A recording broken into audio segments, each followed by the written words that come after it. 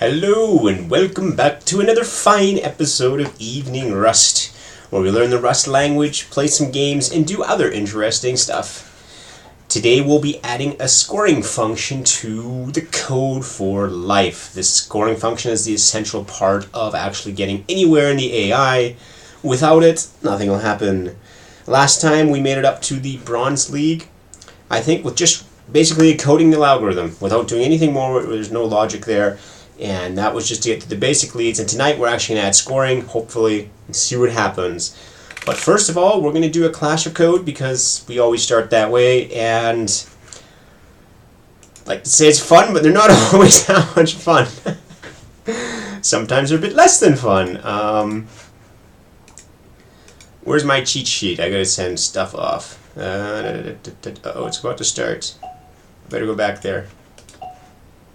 Here we go. What do we get today? Okay, we just have to do it fast. You went to a shop to buy some forks. Each fork costs X levs. You have an unlimited amount of 10 lev coins and 1 Y levs coin.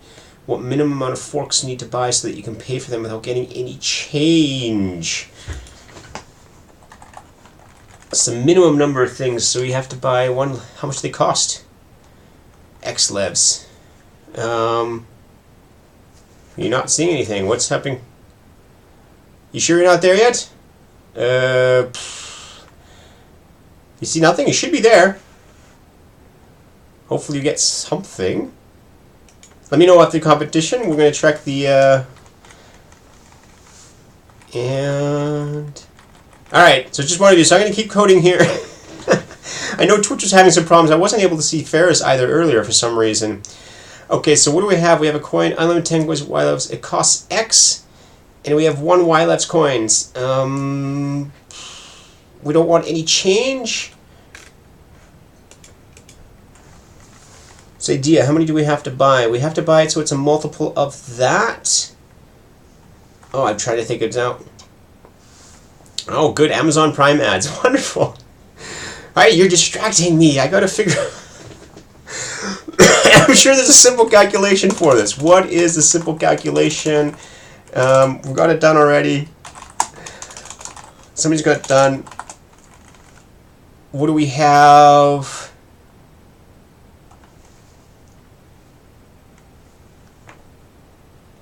Is Y less than... Well, let's just do it the stupid way.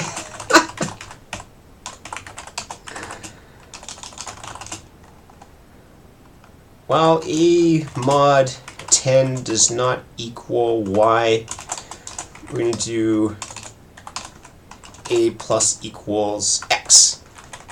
And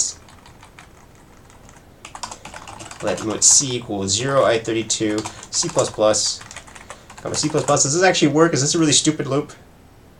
Oh, of course not. C plus equals 1. Oops, that was stupid. Oh, come on! No, I didn't mean that. X, sorry, why did I call it C? Found 3, expected 9. Okay, that's a bit weird. So if we say A plus equals X, integer price of 1 fork. AX plus equals 1, that's how many forks we have. While the remainder does not equal Y. Trying to wonder why that doesn't work. Oh, that's actually wrong. I screwed it up. Why does this not actually work? Found 8 expected to. So I'm missing something simple. One line, amount of forks to buy, and that's I put X. And that says if A, so if divisible by 10, because that's I read it. Okay, I think I got that now. I didn't screw up X now. Oh, crap. Yeah, that's why I wanted C. Duh. Thanks. That's probably the reason. Uh-oh. No. How big do these numbers get? How big is that test case, number 2? 15 and 8. That's bad. Why does it not work? Something wrong there. Too bad. See the logic. So if my logic is A is how much I'm paying, and every time I add the cost of X to it, and that's my total price. And if I mod that price by 10 and it doesn't equal y, I just keep adding and keep saying. I'm not doing any logic, I'm just adding through, and each time we increment the count by 1 because that's how many we buy. And we're just going to do a print line here. Doing poorly, but that's okay. We're going to print A and C and see what we get.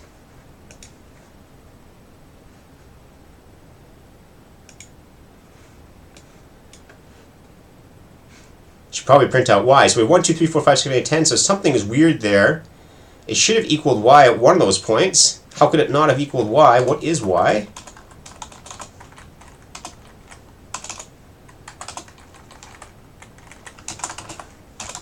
What is y? Something went wrong there.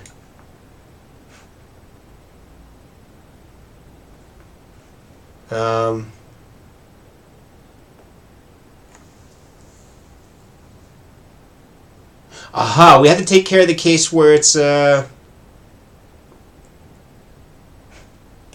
what's the other case where it is? What do they expect here? Okay, so we have a case where it's not just when the mod is equal to 8. We also have to take care of case, what other case do we have? 30, 45, 60, anything that ends in a 2, but how's this going to happen? If this is going up by 5, we have 1. Okay, I'm missing something in the question. I don't see how that's possible here.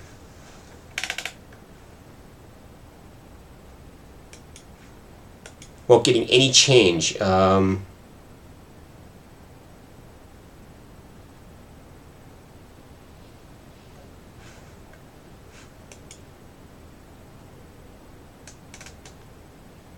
What if you have to buy at most 1y level? I don't quite understand that.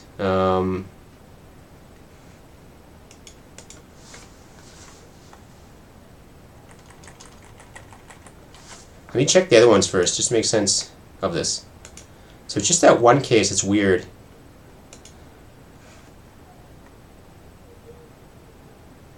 It costs X, so I'm not quite sure what edA-qa means, but I'm worried about that because so it's no longer a speed thing. I'm just trying to get it correct now, which is a bit weird.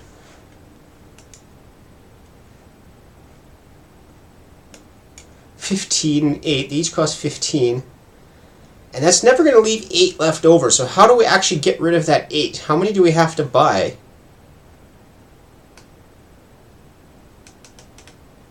And what's it expecting here? Well, let's just see what it's expecting here, first of all. Expected 2.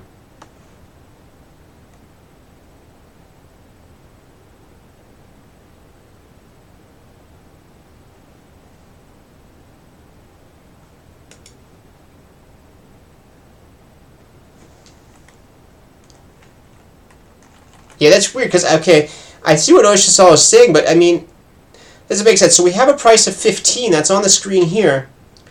There's no possibility you could ever add that up to get 8. Let's just add the OR condition in and see if it actually gets us by that silly thing. A is greater than 0 and a mod 10 equals 0. That would be really weird. They expected 2. No. Oh, wait.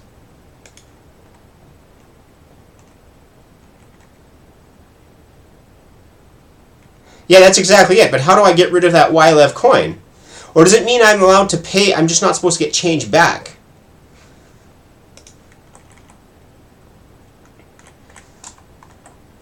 Oh wait, this is an AND here. Maybe I did understand that wrong, and edA-qa is actually correct. Is that if keeping our Y doesn't mean getting it back, and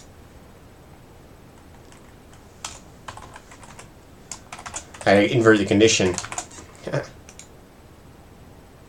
All right, so that one is I misunderstood, and I don't actually. Yeah, I'm not clear on that. All right, other people misunderstood as well, so they probably got the same one.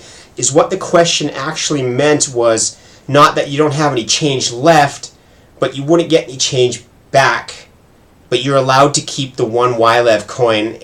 I find the wording suspicious and kind of fun, and difficulty is, well, it's not hard, it's just confusing. I'm going to leave that out. Statement is not clear enough. Statement is not clear enough, and was unclear that you could keep the YLEV coin. Yeah.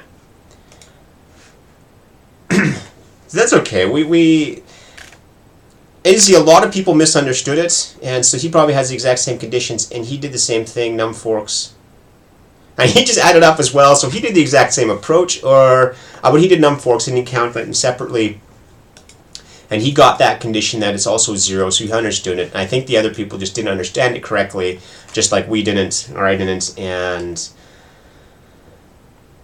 but that works. So again, we're going to do all right here, and yeah, okay.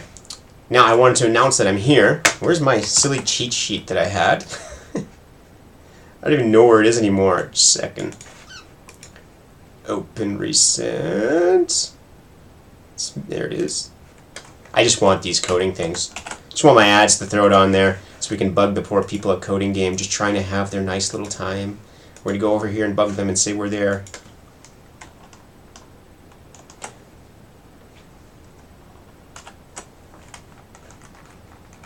Alright. Now, let's go back to what we're trying to do. So we have the code here. We might as well share it. I think they made a mistake in the wording. That shouldn't have taken that long. Our initial loop didn't take very long, but let's just move on. We'll go to compete and say what we're actually going to be doing today is we're going back to, I want to note about this, the Borders of the Galaxy. Ooh, they have graphics now. We'll be starting this next week. I'll be starting as soon as I can on whatever day it starts, March 2nd. Hopefully I can start that. And this is a competition. It'll be our first one, so we can get some actual competition points. But for now, we're going to go back to Code for Life, where you can see we're ranked 65 in bronze. And all we've done to this point is code the basic logic. We've not actually implemented anything that would actually justify us getting higher in the ranks, but the logic is quite complicated, and so that's why it's split up like that. So today, hopefully, we can try to make it a Silver League, but we have a lot of refactoring to do.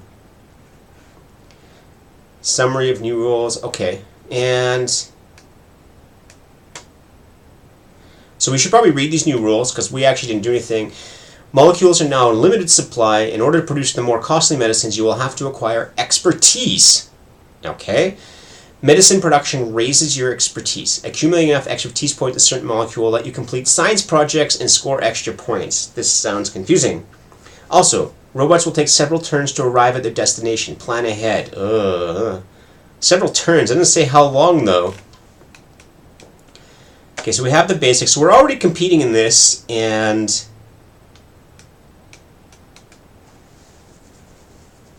any commands, we can't be interrupted. It doesn't say how long it takes. There's a matrix below. We're going to have to code in this matrix later, and I don't know where the science projects are.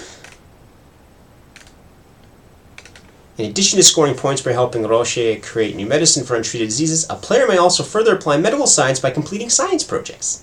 Each science project will give 50 health points. It can be completed by either player. Oh, that's awful. Each game starts out with the 3 random active science projects. To complete one, players must gather the required amount of molecule expertise for each type. Wow. Doesn't say how much we have, though.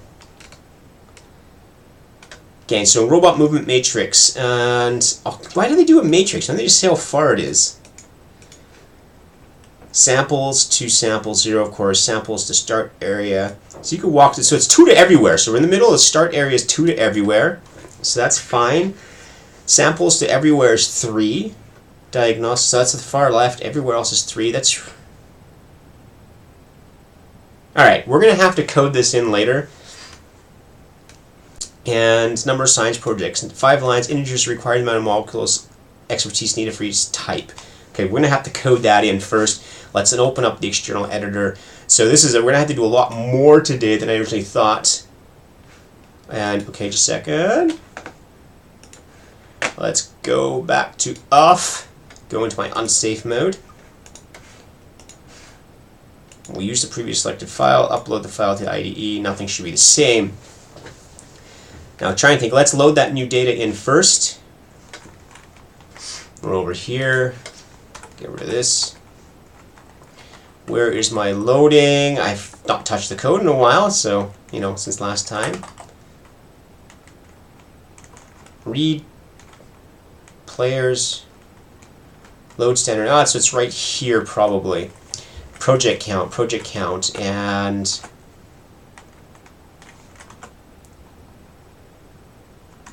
alright. So we have a state and we have projects, which is a vec of, well, what are these vecs? What their size project, can we reuse anything? They have exactly the same number. They have 5 things. We better just do a new one. We're going to do struct project.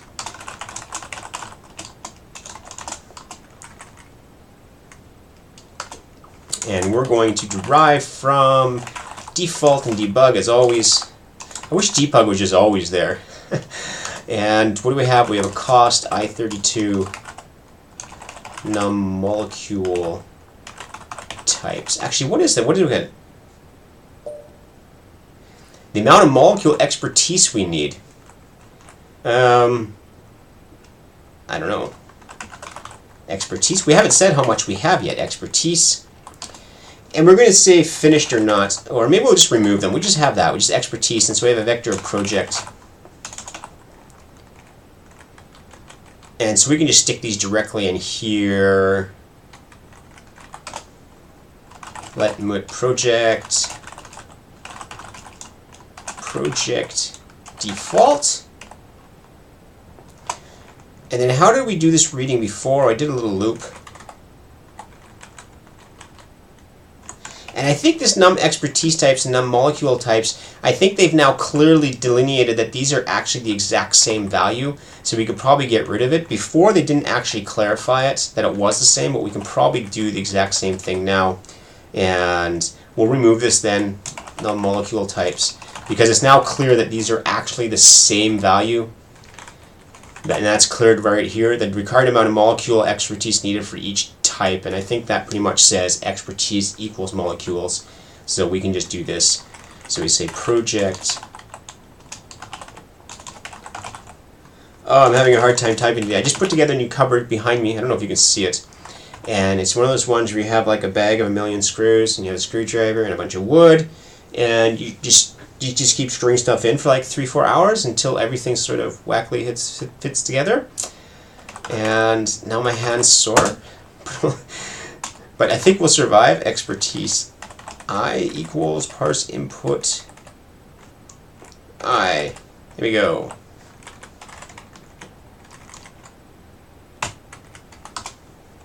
Then we say, and we got to put these into the state though. We totally ignored that before. So we're going to say let state equal. It's got to be a mut state. I don't know what a typical Rust person would call that mut, whether they say mut or mute, because mute sounds weird, mute. And this highlighting of lines is kind of annoying, but it's trying to tell me something. There's no I in here, so it's there. Maybe? Alright, it's trying to tell me something. There's errors down here. We installed this RLS before, and it's supposedly helping us, but okay, that's a semicolon, got that. Mismatch types, and where is the mismatch types? This is not helpful. 210. Aha! Okay, I don't actually need the I there then.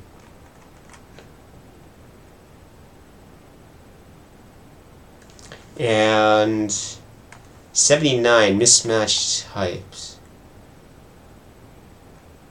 How can I have a mismatch type in an as? Inputs. Oh, I haven't parsed the vector.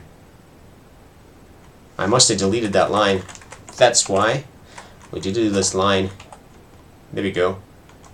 We still have mismatched types. Project count. How can this possibly be a mismatched type? Well, who cares? We don't even need the as you size.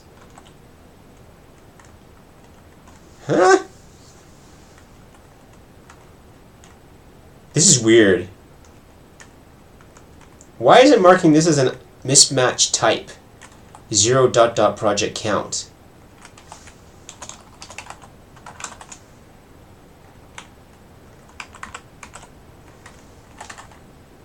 I'm going to try compiling this, because that's weird.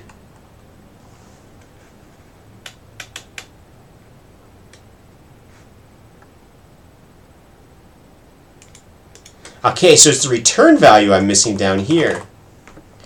Alright, so this RLS is not necessarily giving me a helpful value. And now I think it's wrong. Variable does not need to be mutable.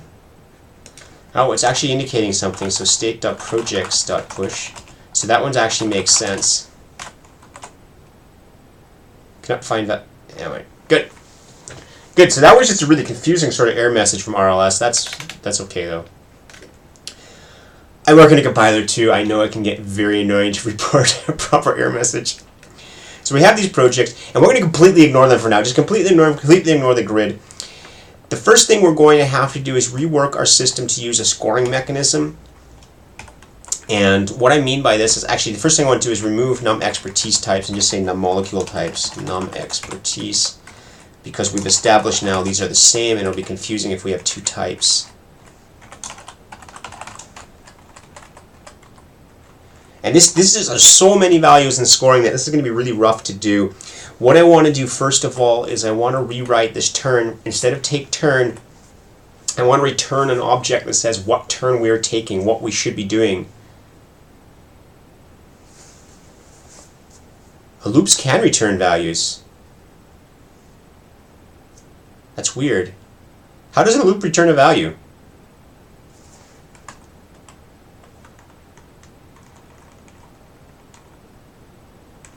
Huh. Maybe it can. I don't know how, but maybe it's some syntax I don't know yet. Okay. So instead of take turn, I want to do a get turn. And with break, wouldn't it have a return, not a break? Okay, never mind. Let's decide. So we want to replace this take turn with a get turn. And this is going to be a bit, and I think I've already started doing this. We already returned the value diagnosis laboratory sample start. We're returning what we do. But what we need to do is we need to separate this out to be a bit cleaner. We need to encode this somehow. So we're going to have another object here, which is going to say turn derive, and it's going to be copy default debug again. And we're going to have something called turn, and we're going to have to encode what the turns are, what options do we have. And the go-tos, we don't really have to encode too much. How do we encode go-to again? Go-to. So we have another enum type, turn type. I'll let you guys work that out. But I'm curious as if you can actually return a value from a for loop. I would be very curious. And we're going to have to implement the default here as well. So what I'm trying to do now is I'm trying to encode the turns so that we can actually return them instead of doing it directly. Because this is going to be critical for the scoring, that we can say what are the potential turns and score each turn. And let's check this out, what he says.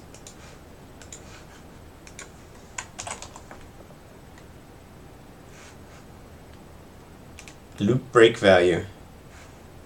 Oh yeah, that might be a loop. Yeah, I can understand a loop could potentially, because a loop's an infinite loop and there's only one way to get out, but a for loop would seem a little bit weird, because a for loop could just end it with without anything. A for loop could just end and then you'd have no return value. I think here it's just maybe RLS being confused, or maybe the error message confused it. We have cargo check as well. If we're ever confused, we can do that. And it's just down here as well. Okay, so I have the turn type, and what turn type do we have? We can do a goto, and we're really only going to do a goto or a connect or a wait. Now, what's really unclear about the wait is that when you're moving between things, it says it's going to ignore our output, but if we do a wait, will it actually wait? We'll find out. So we're going to say the default turn type should be a wait. This makes sense. I mean, you wait. If this is basically the default one, we can just say we wait. And so the turn has a type. This will be a turn type. And now I don't know how to do variants in here, so I'm just going to rub it in here. Is we're going to say destination is going to be a module. And that can be a default, or we can say index or ID is an I32. And those are all the actions. We can encode all the actions this way in this turn type. And we're going to implement the turn, and I like doing turns this way, function, and we're going to just do a function goto, and we have to say module type, so we can encode them this way, destination module is self. And so these are our factory methods, and I like this pattern where you name the factory methods, you just don't do new, you can actually create different types. And I use this a lot in coding, because it's just, we'll see how it's used later. It makes a lot of code, so we say turn type is turn type goto. Destination is destination, which I think you could just write like this, which looks really weird, so I'm just going to put destination here. Don't like inconsistency. And ID is irrelevant, and we're going to throw a -1 here for no reason, just because we like -1s. And the second one we're going to do is connect. Oops, connect. And this one has to take an ID. We're always required to take an ID of this thing. And this might be a rank, though, as well, but that should be fine. We'll find out right away if that's okay. Turn type is turn type.connect. Destination, we don't have one. So we do module default to be consistent. Right, because it's not going to use that. That's fine. And I'm not going to bother to create a structure, a variable structure here, because that's actually going to be inefficient later. We really want like just a compact type, a value type here that can copy very quickly. So we have some redundant fields, but that's okay. And the ID is, of course, the ID. And the last one we have is wait, and it does nothing. We just take the self. And we could just return a default here, because the default turn type, but we're going to actually do it a bit more just for completeness. Turn type, wait, destination is module default.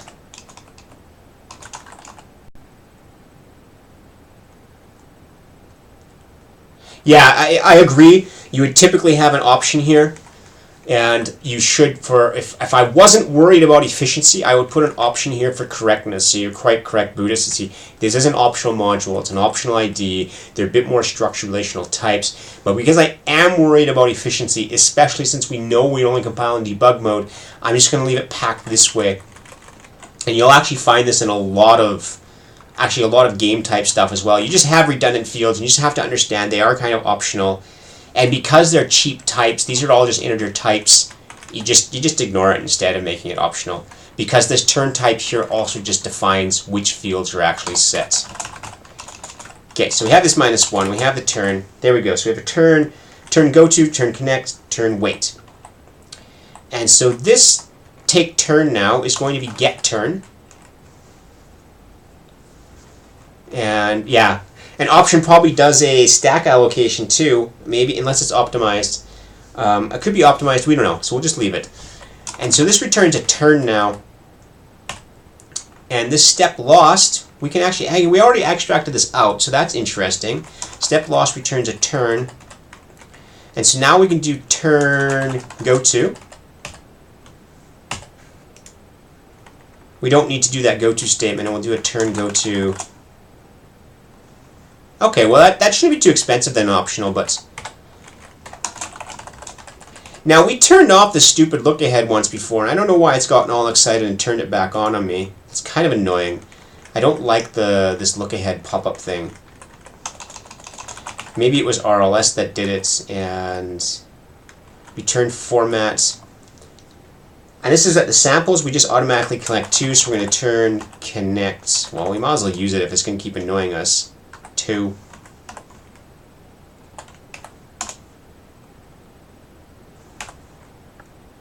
And we don't actually need the returns here. We just do this.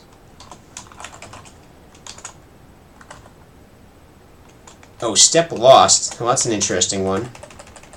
That's going back to the step lost. We can actually do this here as well. We can get rid of the... we have got rid of returns. So step diagnosis is turn. These all return turn, turn, turn, turn. Step lost is a turn. Format. And now this is actually a turn connect. Get to this ID. Turn go to. Ah, okay, I need the option. This is pissing me off now. We have it right here. Quick suggestion delay is 2 seconds, and it's clearly not 2 seconds. Is there anything for RLS? If anybody, I'm guessing it's RLS, if anybody knows how to turn that off, please let me know. I really don't like this look ahead popping up all the time. It's not because it pops up that annoys me. It's because you can't keep typing. You can't use the arrows. You end up using the list, and that's what's really bugging me about it. And also it hides the stuff below it, which is kind of annoying. So if anybody knows how to turn that off, I'd be much happy. Or at least set the delay. I don't mind having a delay for it. Okay. This probably... yeah, no, we'll just leave that as for now. Turn. See, right now is the exact case that bugs me, is I wanted to press down, and I'm stuck in this list now, and so I end up having to press escape too often. Turn connect. These ones are okay. What do we have here? Less stuff. Turn connect. So this looks a lot better than having all these format statements stuck everywhere as well. And hey, wait. Uh-huh.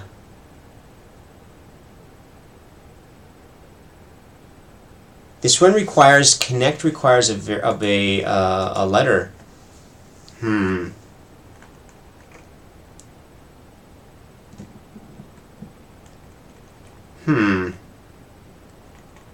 Alright, so we're going to have to rethink this. Does anybody know what the variant type is in Rust?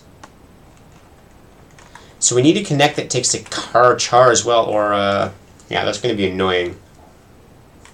We're going to have to look up a variant type.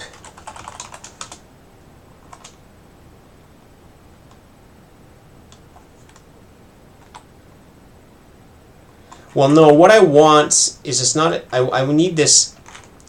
I need this ID here now to be an I32 or a char. And I'm wondering how to do that. So we get to learn some Rust. Rust variant type.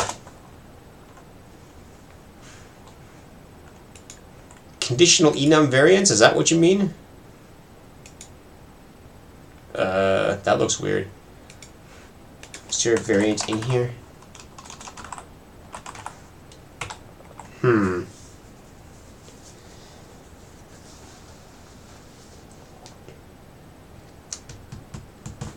You know what we can do?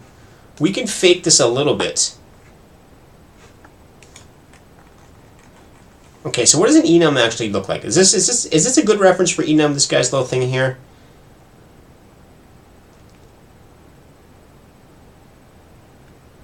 Enum allow b if bool. I don't actually understand that. I'm trying to store two different values, and so I don't know. An enum in my mind is not a good variant because it has nothing to do with this. I want to store an I32 or a char. But what I'm going to change this to is I'm going to change a char, and I'm going to take a connect type. I'm going to make a separate one for this, connect type, because our things are just numbered anyways. And we'll just use a different type, and that'll change the way we have to emit it. Connect type. Connect type. And then we're going to have a function called getString.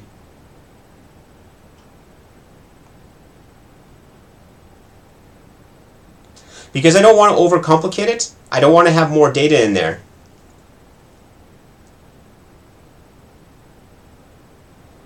I just want the one type, because the more data you have, the more complicated it gets.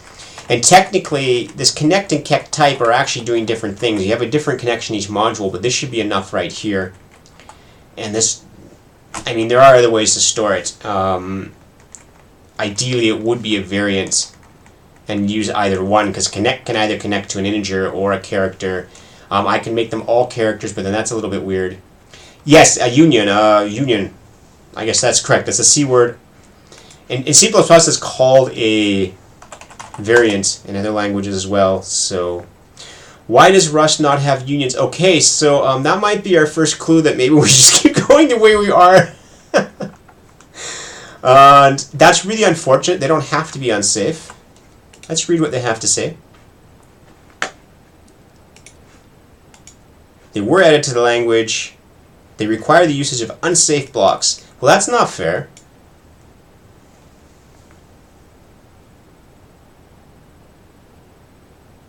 Yeah, they store information about types. I have no idea why I require an unsafe block.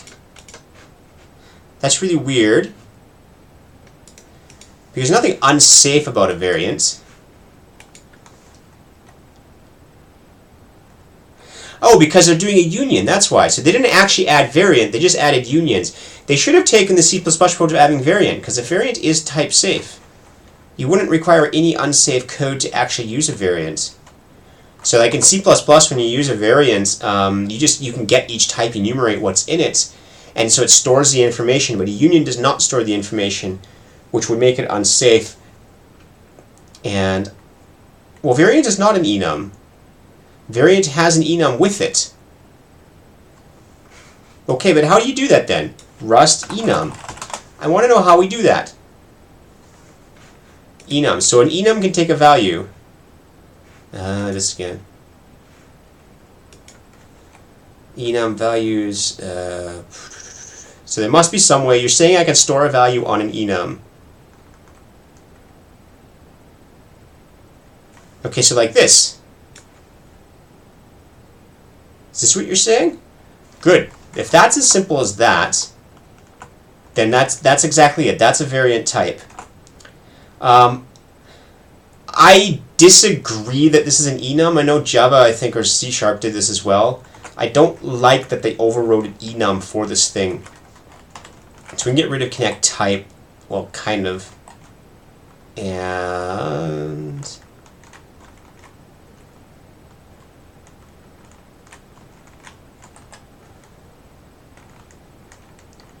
so now we actually have an enum connect ID, let's call it. And this is either a ID. Yeah, exactly. It's a type safe union, or it's a variant. It has nothing to do with an enum. Type. Let's say connect target. Type is char. And I hope these are really cheap in terms of memory. I hope this is just a couple bytes. Connect target. Now I can't override here, so this is going to have to be a... Yeah, this kind of sucks. Target. Let's just keep calling it ID. I don't care. It's 4 bytes. Okay, that's fine.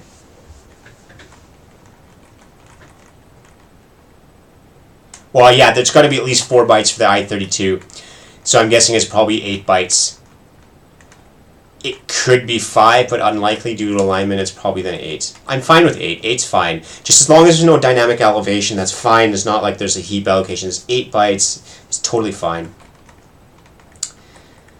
We can reduce the I32 to an I8 later, and that would actually make it a lot smaller. But I'm not concerned about that, and I highly doubt that'll make any speed difference. So connect the target is going to, let's just keep calling it ID, but this is now a connect target. ID is ID, connect target is, we can also stick in a none type now, might as well.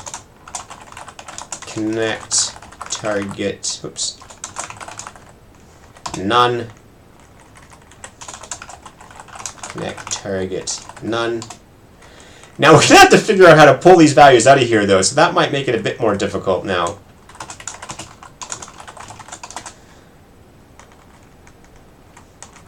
Oh, I guess we use a match on that. I can just assume the match is going to work. So we're going to do a return. We're going to do a match. Oh, this needs an and, just and self. Yeah, I think a pattern matching will work. And self dot type. Turn type is connect. This will be the complicated one. Goes to this. Turn type. Go to turn type wait. This is the easy one. This becomes wait. Go to becomes a format. This returns format. Go to match self dot destination. And I think I had this matching somewhere before. We had this go to here, the one I wanted to get rid of right here. We want that.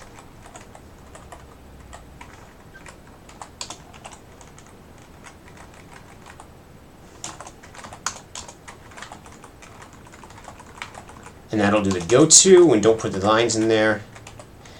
These embedded matches are a little bit weird, but that's okay. Go to, and so connect is going to be format connect, and then match. We have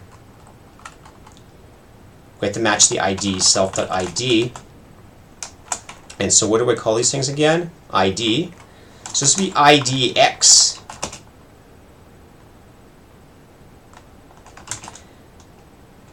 Now, is it actually going to like this?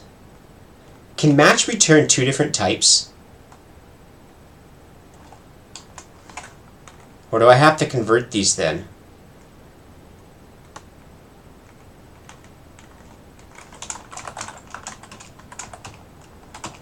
Yeah, that's what I was afraid of. So we're going to have to convert these to strings. This makes us really ugly. Convert format X. Yeah, and so this is really weird here. You have the exact same line twice, but they're two different types. And so you can't do it. I guess that's just... And none just becomes, I don't know, whatever that is. It's going to fail anyways if we have none. Maybe we should panic, but okay, we'll just let it go with that. Okay, so this is the string for a turn. We convert this turn into that. And so when we have a turn, we can call a get string on it. And all of these things that do, we have a get turn now. Get turn, they return a turn type. And so state.takeTurn get string. And now we look at what warnings it's given us. Oh, we can't call it type. Fine. What do I want to call it then? I hate when I can't call it type. I want type. Hate reserved words. Okay, we have a... Let's say what. And I'm going to have to change those. We unclosed delimiter 122. We've not closed something here.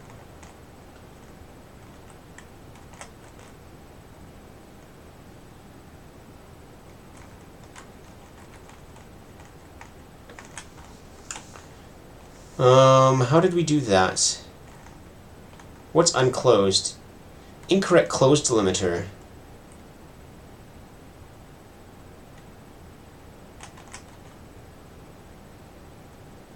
Why is this incorrect? Hello? Why does it not like that? Well, first of all, this is now what? I'll just check all these whats first.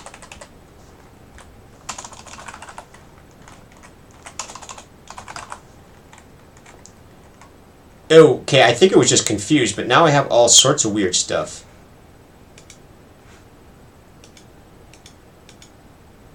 Oh, sorry. Turn type, wait.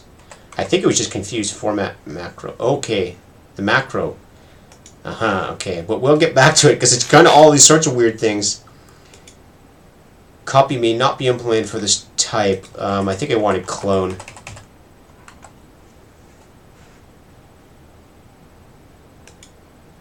Connect. Oh, come on. Derive. Clone. There's probably no... We need a default. That sucks. Default and debug. So, import default for connect target. Connect your space. Function default self becomes connect target none. That seems like a reasonable default.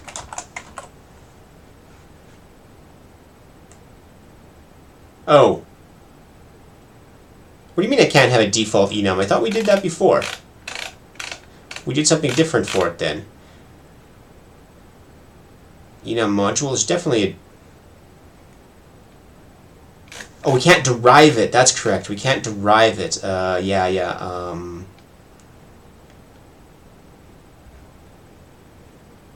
Copy clone. Where is that thing? Which one was I trying to do? There's no... You can't have a default. You can implement default, but you can't derive from default. And now it keeps switching back and forth. Okay, that's fine.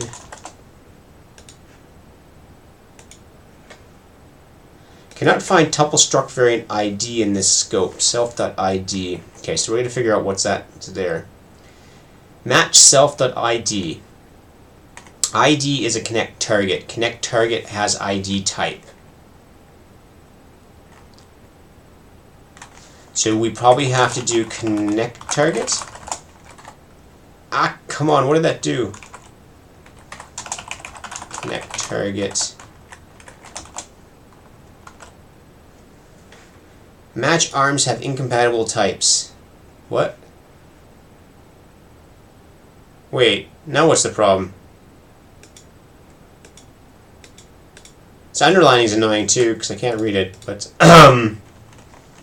I thought, does format not return a string?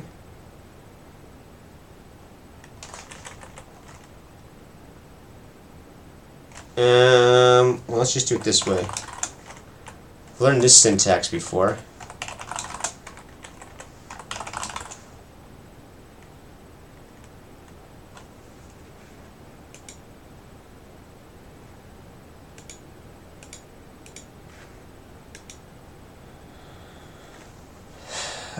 Actually, you just... Oh yeah, I'm missing that, first of all, but that's not what it's complaining about. But I am missing that, thanks, yeah. That also. And just to make sure these return the same type, or actually, was that fine? No. We're just going to do this, and whatever type it has is going to be happy. We don't have a none. We're never going to use none anyways. No field description and destination, that's fine. And we're also missing the close param there.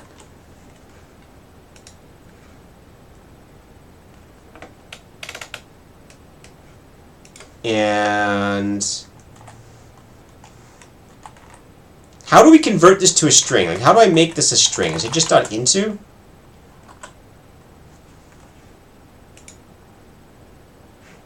That should not be a comma.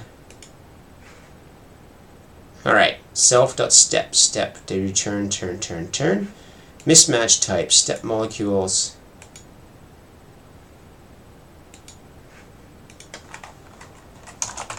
Turn, go to. To string or to from. What does into do then? So I did this .into. What does into do? You're saying to string is better?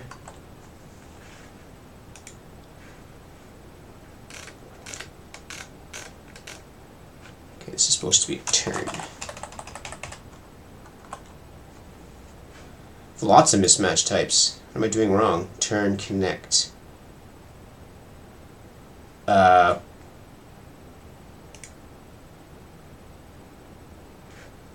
That's right. Connect. Target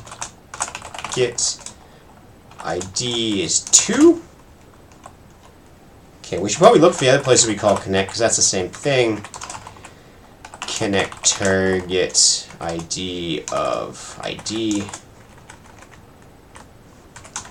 Connect target ID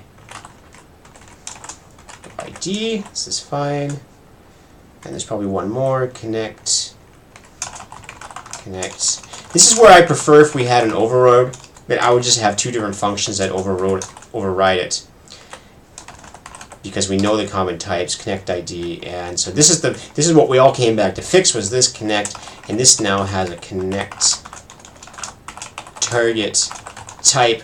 But we've learned something in this case, and it's a really annoying thing that we have this. And that conversion, but that's okay. Get turn.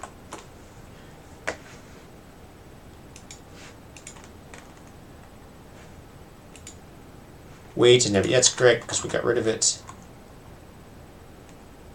No. We might use wait. It was for completeness there. Let's just leave the warning in for now. And if this worked, let's go run over it. Let's go run it and make sure it actually ran something. Let's play my code and watch him fight.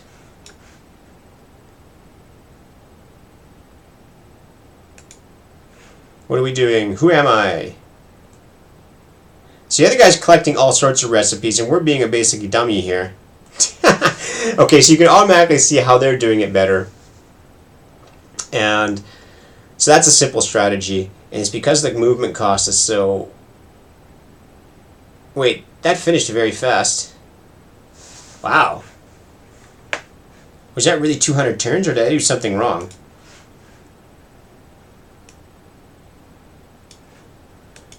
There are no type E molecules. I screwed up. How did I screw that up? Huh. Well, we'll have to fix that too. There are no type molecules left. Well, let's fix that first, because that's a problem.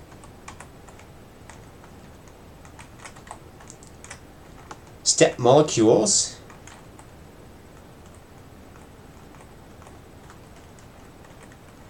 Oh, we don't check if there's any there. That's, you know, kind of helpful. So we might get actually further if we actually check that. So where do we record how many molecules are available? Struct available. Available. We don't use it. And self.available I is greater than 0. That'd be enough.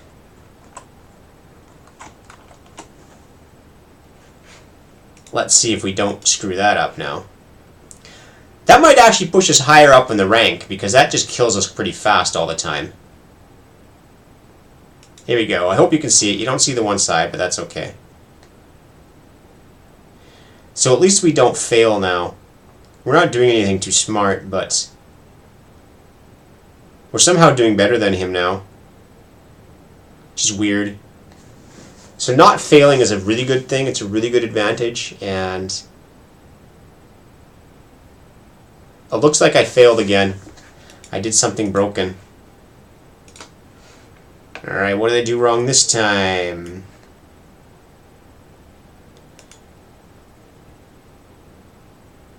You do not have enough molecules / expertise to launch research in sample 9.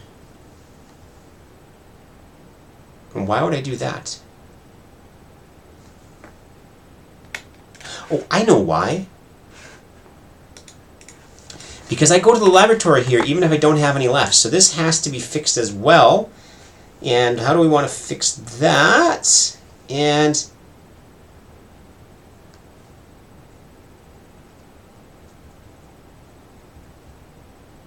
well, we better double check here if we have them. Okay, we're going to do it the horrible way first. Let's do it this way first.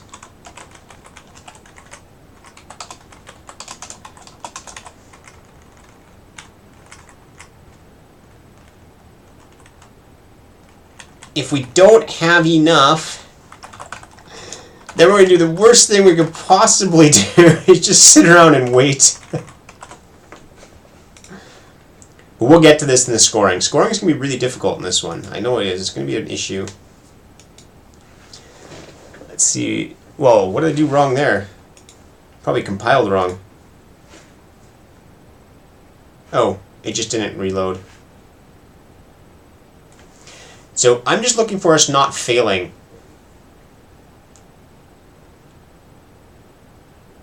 And we're taking expensive ones, and he's taking a bunch of cheap ones. And the weights obviously are not going to get us very far. See, he's just waiting around now. He must need green ones, and this is really bad. So this waiting makes us not lose, but this is really, really bad. And this is where the scoring is going to come in. We're just... Wow, it never comes back with those things. So you must be able to ditch things over there. I haven't seen that yet. You must be able to throw away something, because this is really bad. It just never sticks there. I never realized he'd do that. So he's just throwing them away, which just means they require something that's not there. Well, we legitimately lost this time. And... yeah, that was just all. We already... Oh, rank 2 as well? I thought it was rank 3. This is why we don't take rank 3s, because we knew that there was too many. But we're going to have to build in that as well. And we're going to build that scoring in. Let's just submit it and see if it makes a difference. So when you go to the cloud and type connect, does that get rid of it? Let's just double check that wording on that. Diagnosis machine. Alright, so it's going to get the clouds can get more and more. I wonder if you can mess with the other players and just keep dumping samples into the cloud and see if it overloads the thing so their algorithm can't deal with it. Okay, but I think we got the basics done.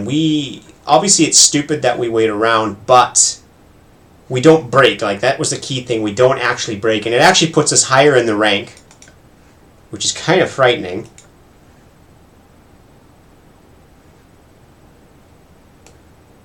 So the new rules actually must have tripped up a lot of players, and it tripped up our algorithm, so that's totally understandable. And if we get lucky, and this is going to be totally lucky, we move up a bit in the ranks. But it's going to be hit or miss, but we still have a lot of wins here. And Dr. Quinn, we saw we can win if we get lucky, and so we might actually not need a lot of scoring to get by, but I'd still actually just prefer jump to the scoring. I don't want to do an incremental step where I just fix little bits. I want to go directly to the main costly algorithm. And hey, look, both these guys are stuck here. What a game. What a way to win a game. Look at that. I have more points than him, and we're just going to sit around. Alright, this is a very exciting matchup here. No pro sports announcer can make this one interesting. We're just sitting around like idiots, both of us. I win with 20 points. That's sad. Okay, and that pushes up. So we're not going up very fast anymore at 41. We have 20% of the battle. So we went up to 38. So let's see what happens. Let's move on to the costing anyways. I want to check this one in just to make sure. Get status. Get commit. Bronze rules. Just so that we have the rules here and then we can get rid of it. And I did check with Coding Game, and they do not want me to publish these games. They're concerned that people are just going to go and copy and paste them into the site, and that makes a lot of sense. Especially since we'll probably make it to Gold League on all of the ones we do. And they really don't want copy-paste, and that does kind of remove... I can understand why you wouldn't want that, so I'm not going to publish these. You can read the code, we'll go over the stuff, you can see it on the screen, and I'll describe anything I want, but we have to prevent the copy and paste people. If you want to take a bunch of screenshots and retype that, that's fine. Yeah, they're totally okay with the streaming. They're totally okay with discussing the algorithms. They're totally okay with me showing the code. And I think their major concern is just that if I publish it, somebody's just going to go Control-Alt, Control-C and paste it. And so a new person can run in the site and just basically get the same score we have without doing any effort whatsoever.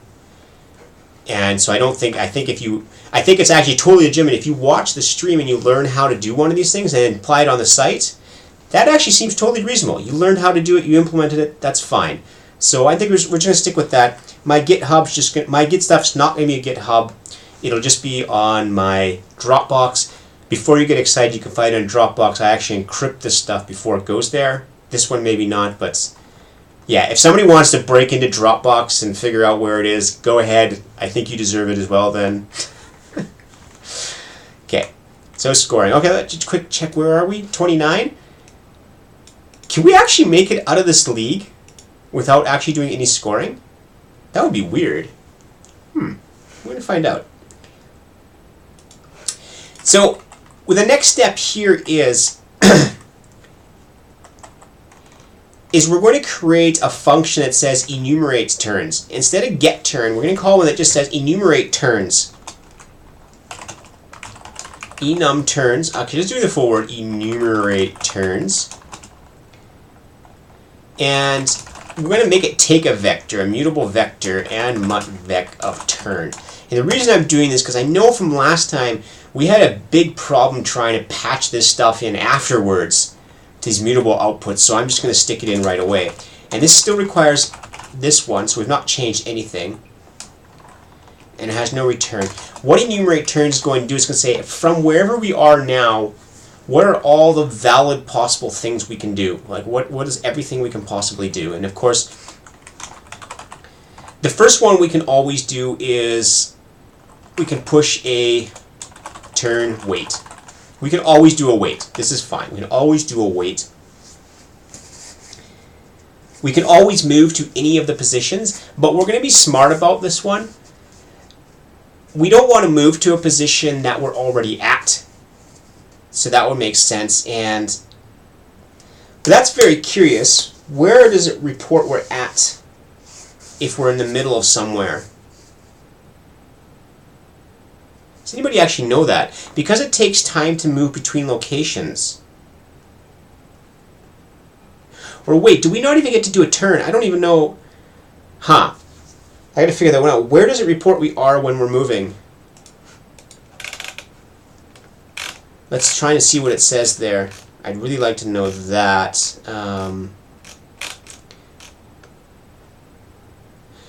Module where the player is or is going to. Okay, so that's fine. Target. And we have an ETA. So this is an important one now too. We didn't actually use this one before. ETA. Aha, and so this is how they made the previous ones work, because we actually start issuing commands as though we're at the target. And this is why they say just ignore it. This is probably a nice thing in their side, that so that your algorithm doesn't automatically fail. If your ETA is not 0, then it doesn't go on. Let's make sure we're parsing the ETA. We're at 25. Doesn't look like we're going up. 25 is decent enough. But are we parsing ETA? There's nothing called ETA is right here. So player.eta equals parse inputs. And let's put that on the player. We're going to need this for scoring, I think. Or actually, maybe not. It may not be relevant because if you can't do anything, you can't change directions. Let's just keep it just in case. ETA is I32. No player, and so where was we? We're doing enumerate turns, so we can do this. And now we can do it for each thing in, and I'm going to break this out just so it's a bit clearer. Self.enumerate, enumerate goto, and mut turns. Actually, no, I don't need to do that because it's already a pointer to that type. I'm still trying to figure that one out a bit. Enumerate goto and self turns and mut vec turn. Okay, does anybody know if we can enumerate an enum? We're never going to go to the starting position anyways. So let's do it this way. For target in module diagnosis, module laboratory, module samples, module, what's the last one? Molecules. If t does not equal self.target, what do we call it? I don't remember what we call it. Self.dot, where are we? Read players.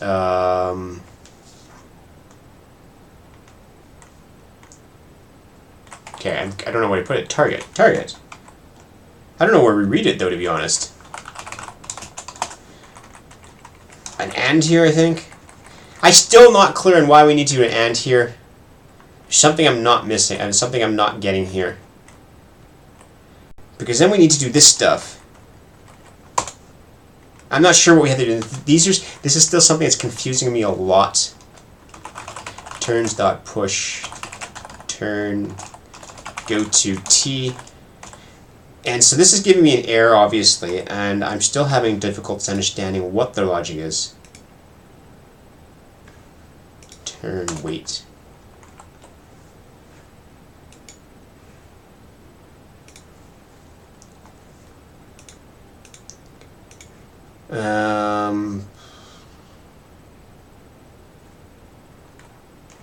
Oh, this has to be players, that's why. Self.player0.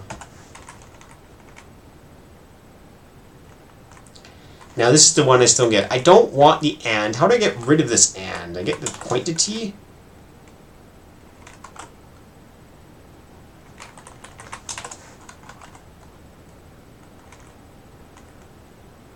Module. Oh, we need the equals.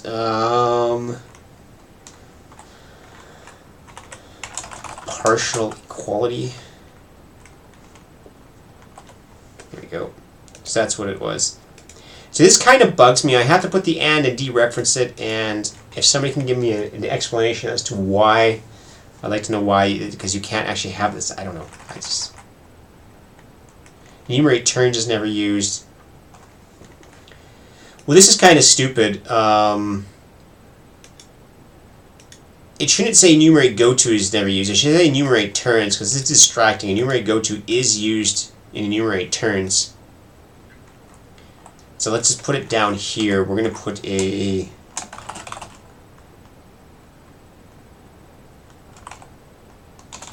turns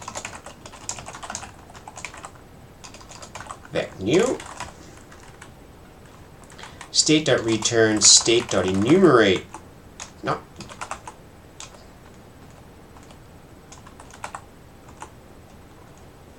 And we'll say turns.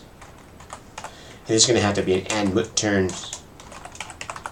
And mut turns. So now at least we call it, but it's going to complain that it's unused. Oh, so it doesn't understand it's unused now, that's fine. But at least we can keep debugging, keep adding it in peace. And what do we have? We have self dot. Okay, this is going to be it. We're going to do this. If self.player0.eta, we can simplify all of this. ETA is greater than 0. Just return. We're done. And it shouldn't do auto indenting, something that to allow dead code. Yeah, I'm trying to actually, the reason I don't have allow dead code is because we do want to try and get all the warnings, get rid of it, so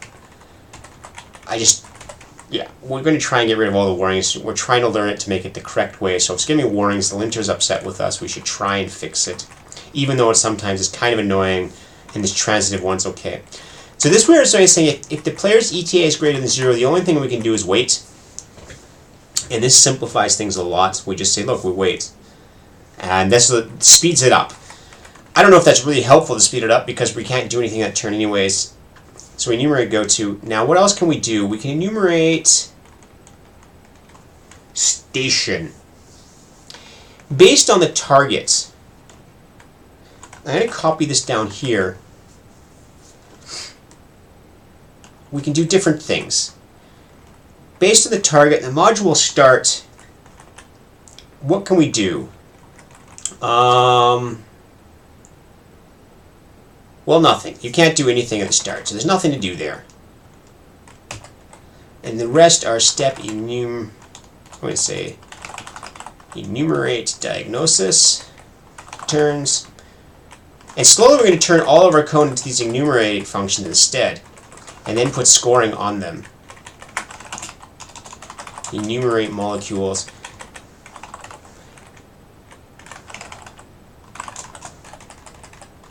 And this may look like a lot of code, but compiled down, it's really not going to have that much. It's not really that much code the CPU actually has to go to. It's just really, this is little tiny code bits. It just has big words and lots of things, but it should be fine. Diagnosis and self turns and mut. Vec turn. And we'll just quickly copy this for the other modules. Enumerate laboratory. Enumerate molecules and enumerate samples. And the other ones we just say just do nothing. So unused variable turns, that makes sense, and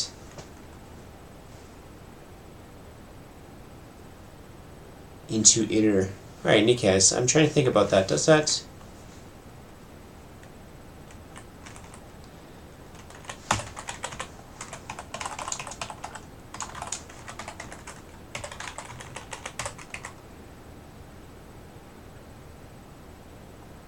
Whoa, it's complaining.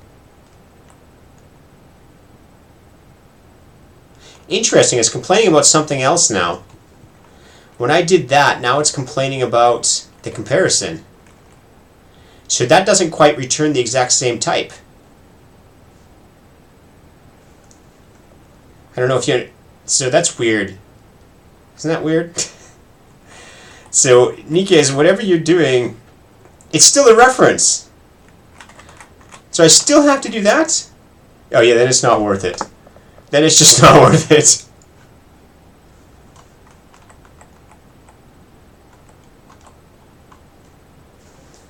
So if it's still a reference, we don't do that, and we just get a reference to it. Fine. Turns is fine. We have all these turns. What can we do at the diagnosis? We can... Let's start at the easiest one. Where's the one where we collect stuff? There's, you know, the one where we say we can pick up new science projects? Alright, so 1 to 3. We can do 3 things at the samples machine, the samples module. Except if self.player0 dot... What do we call this thing? Samples. Samples.len is greater than or greater than equal to max samples. Then we return. So if we already have enough samples, we can't do anything. Oops. Ah! I'm getting lost. Okay, in max samples, we haven't defined somewhere yet. Max samples use size equals 3. Unnecessary parentheses. I'm going to have a hard time breaking that one. Which is really weird because in Leaf I don't require the parentheses either, so I don't know why I always type them. I think too much C# and C++ where it's just they love their parentheses. So if we're already at max samples, we can't possibly take one. Otherwise, we have 3 things we can do. We can take one of rank 1, 2, or 3. And we're really going to enumerate everything here. We're going to worry about optimization later because right now we're actually going to enumerate absolutely everything and see what possibly could happen here. So turns.push turn connect target 1 2, 3. Should I use a loop? I don't know. This is hard to say. The reason why I say this is hard to say is because these may be incidental. Should it be 0 to 1? It may not be real duplication, and we might put a condition on this later, so let's just leave it like this. And what can we do at... So we're stuck at 27. That puts us just by working code, and we know we can simplify that, but we're really just going to do the scoring thing to blaze through silver as well, so we don't have to come back. But okay. Samples. Enumerate molecules. Now, enumerate molecules is interesting because we can simply do anything. We can take any molecule that's there.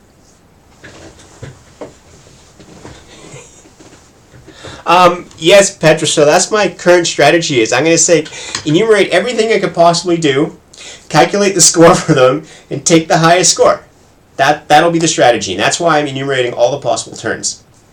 I'm going to ignore what the opponent does for now, and I'm just going to go one move in the future, but I'm just going to score all of these things, and it's the most generic approach. I don't know if it'll be efficient enough. I don't know how long do we actually have to evaluate this stuff. 50 milliseconds, that should be plenty to do this.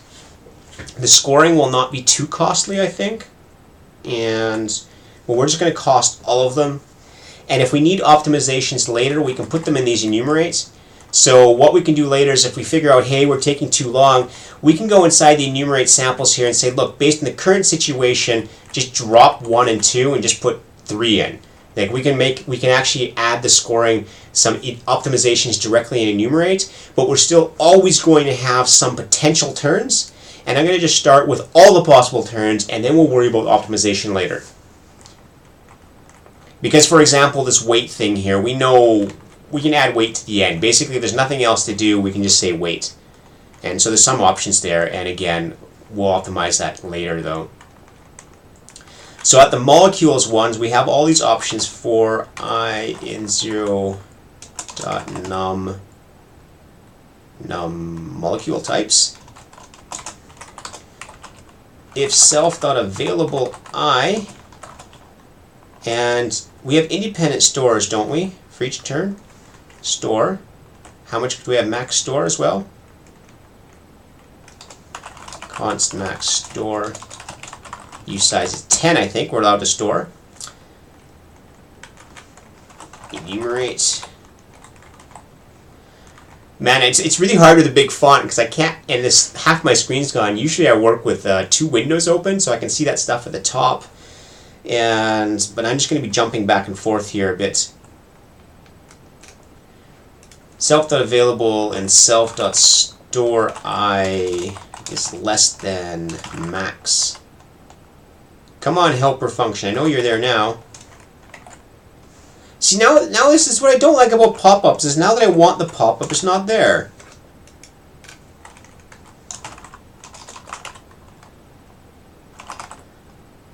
Silly thing.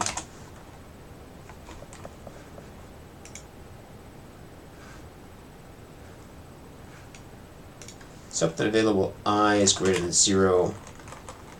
Self.store.I. This is player0.store. Players0.store is less than max store. Max store is actually a... We're calling them I32, so let's stick with I32.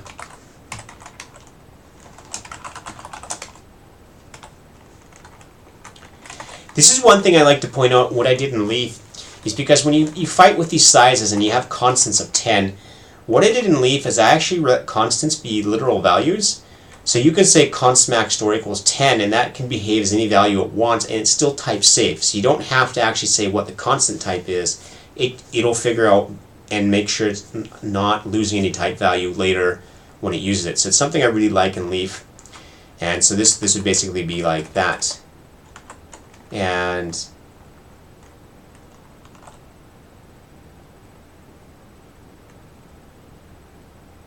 really? Oh, let's just, I misunderstood that. I thought it was like for the total of all of them. I'm going to reread that because that makes a big difference, of course. If that's the sum, let's just look for 10. I know it was 10. No, it's not 10. Max.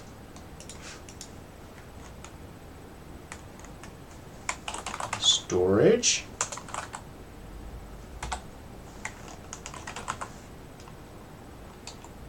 There's no max anymore at all in here.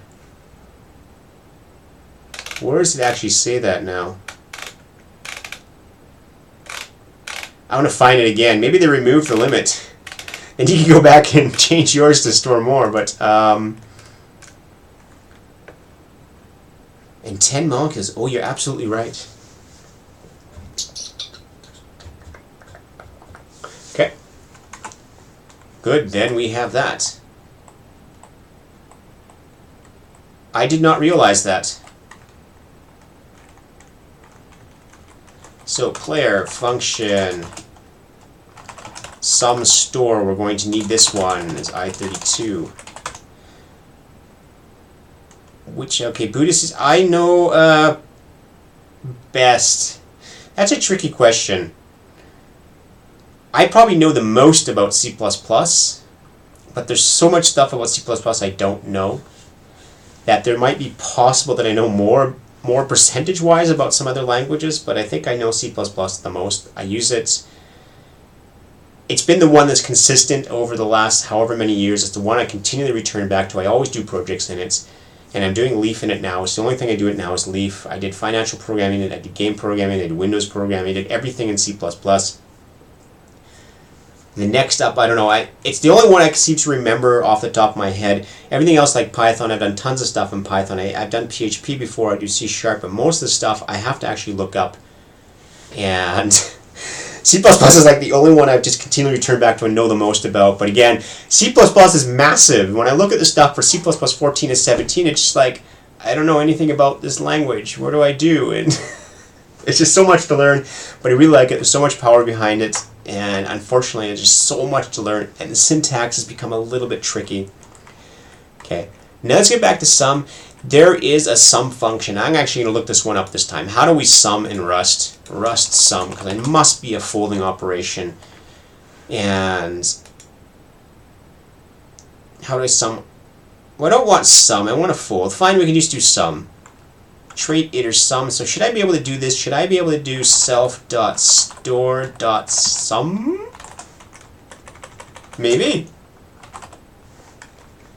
Doesn't complain. Iter.sum? Iter sum. Self-store iter sum. Okay. I hope iterators don't cost much. I hope this isn't doing some dynamic calculation here, because that would suck. If this is doing like some sort of dynamic allocation, then we'll have to go back and do a loop here, but we don't have a profiler here anyways, so should be okay. Connect target. This is ID.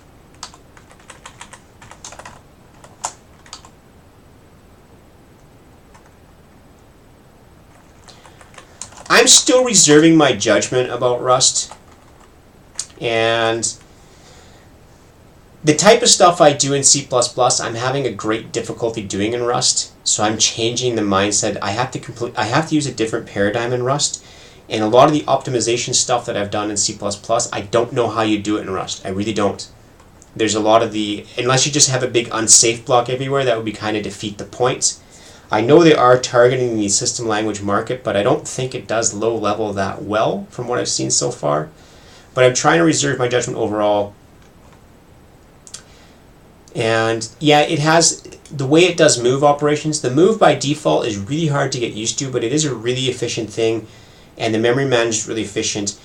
It's something you can do in C++, but it's really difficult. In C++, if you want to do move, you have to do it everywhere on your own, and it's a great optimization, but it's hard to do.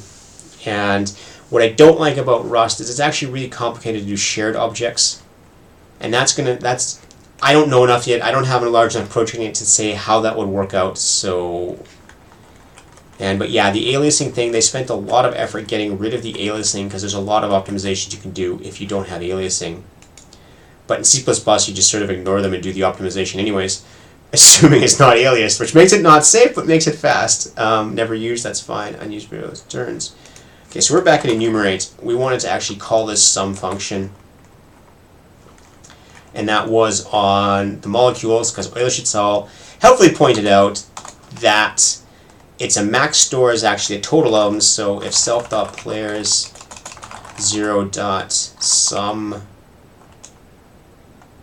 store equals max store, then we return. Then there's nothing to do. Then we can't do anything here. If there's an available molecule, then we can take that molecule. So we can say turns dot push turn connect, and this is connect target edI. So this is all the ways we can do. We can take the turns and we have mismatched types. Now molecule types, yeah, okay, whatever, just as I32.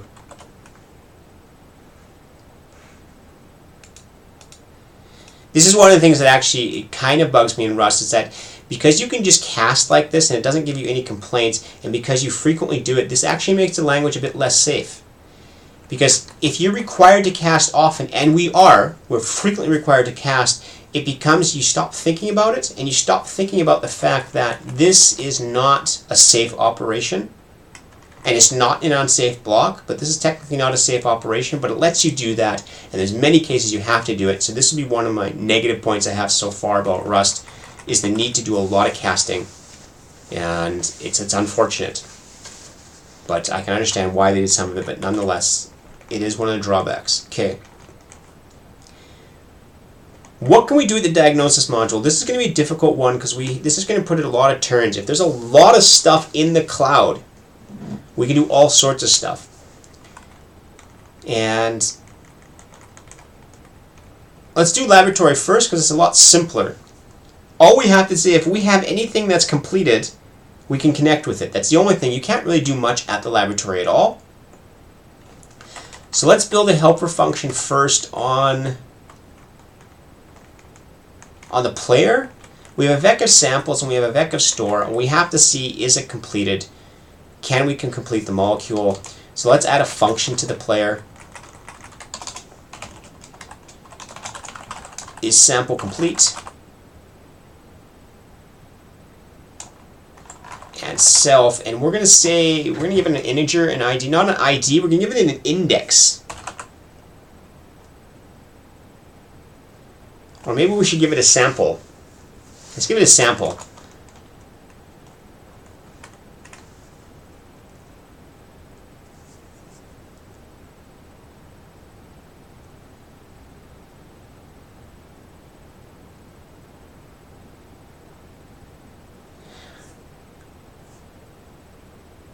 Okay, well, I'm not actually sure. What does expertise actually do? I haven't actually understood this yet. I'm going to go read that bit about expertise. I thought it was just permanently reduces the amount, or is it basically like a bonus thing? Is it like bonus molecules you have?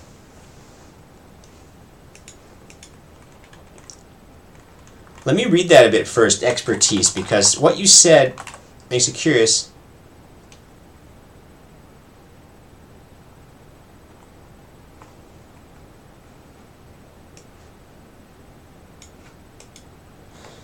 So this is kind of... Okay, so you can submit things.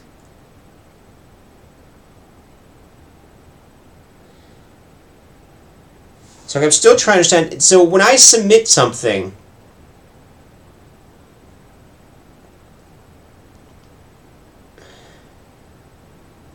but I get this later, okay.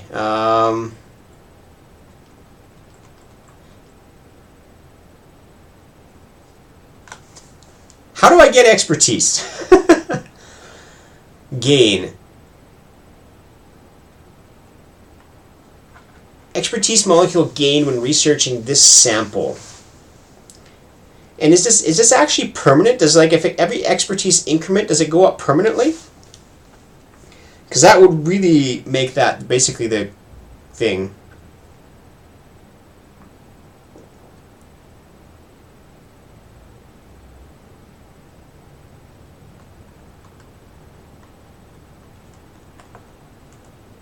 Okay, but I'm just confirming. So when my expertise goes up, does it stay up there forever? It never goes back down? So if expertise A goes to 1, it keeps going, it stays at 1 forever?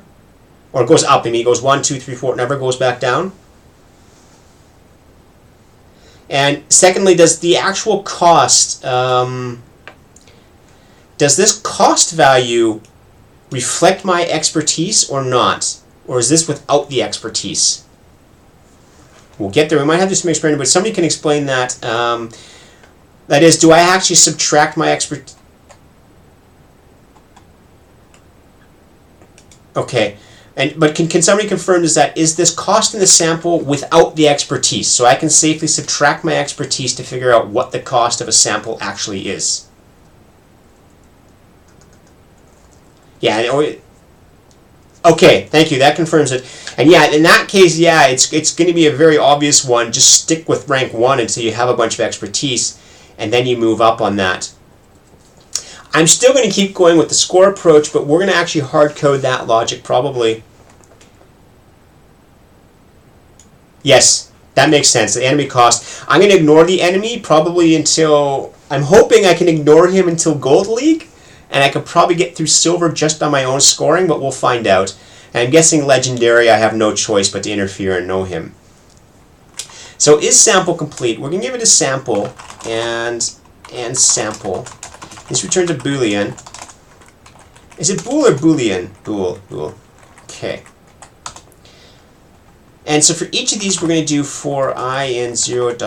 num molecule types. If sample, I forgot what this is called. What does sample need?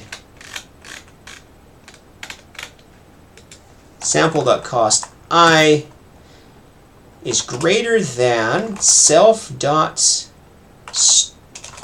I plus self.expertise I. I think this is what we're getting at. So we're saying this is what we said. We have, if the sample cost is greater than expertise in the store, then we can return false. Then the sample is not complete. Otherwise we return true, and then we figure out what our type problem is here. It's never used. Sample complete is never used. That's fine. So we're going to iterate over the sample, say is it complete, and if we're at the laboratory, we submit it. And as Euler-Schützel says, we should actually enumerate these in a different order. But we'll just do this for now. So for I in 0 ... self players 0 samples length. We can probably get out the current player now. Get us. Because we're going to use it a few times here for us.samples.length.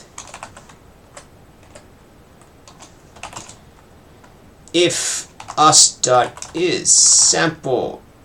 This type ahead complete just doesn't work very well. It never comes up when I want it. And us.samples I.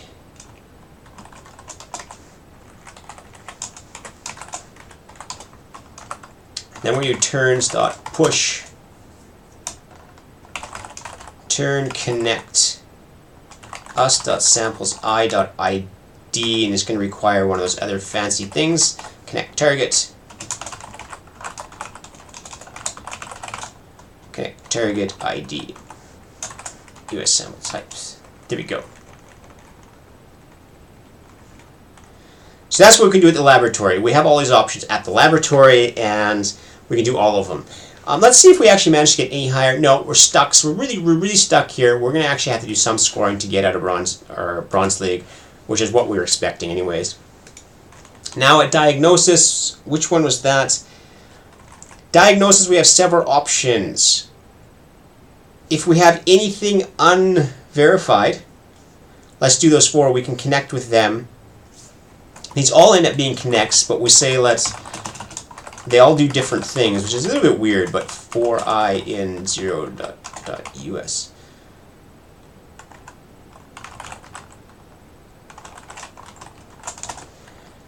And we probably should check down here that we can actually submit that. I still don't know how to do bookmarks in this thing. Let's find out. How do we do a bookmark? Bookmark. Bookmark. Bookmark.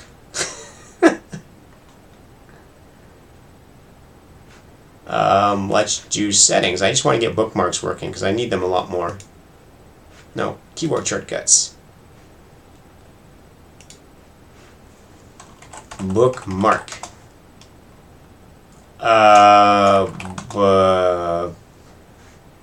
How do you mark a line? Go to.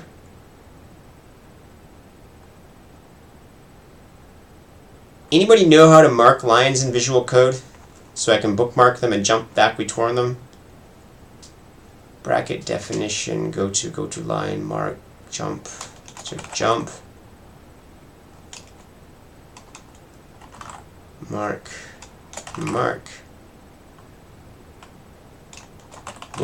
I already keep typing bookmark. This can't be right. There has to be a way to jump to a line in Visual Studio. I mean, Visual Studio Code. I mean, switch editor.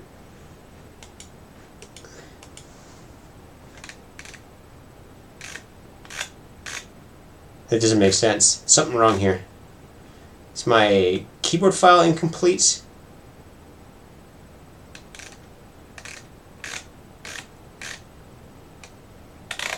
Let's for things called scroll. Maybe there's scroll. I'm using Kubuntu. I have no idea how I installed Visual Studio Code anymore, though. Probably just downloaded it. Scroll down. There doesn't appear to be an option to jump to a line. Is there really no bookmarking feature in here? That's weird. If there's no bookmarking, this would also prevent it from becoming my main editor, unfortunately. I need an extension for bookmarks? Wonderful. How do I open the extensions again? Extensions. No, I don't want that. Let's do Control-Shift-K. Control-Shift-K. I pressed you. I'm positive I pressed you. Or it's X. Control-Shift-X. Pressed you too. It's not there.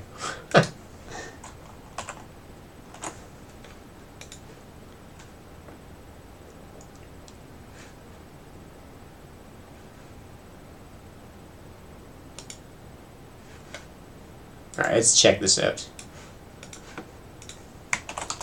I like bookmarks, I use them a lot. Control-Shift-P.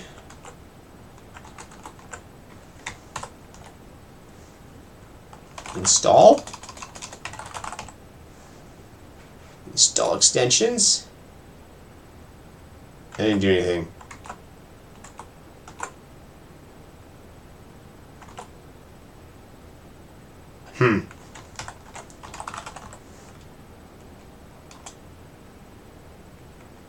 That's probably not good. My keywords disappeared, so typing in the invisible thing does nothing.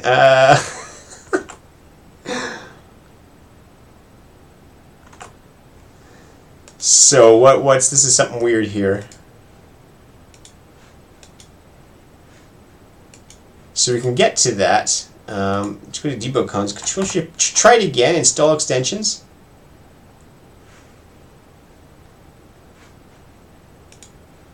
How do I get that back? No. No.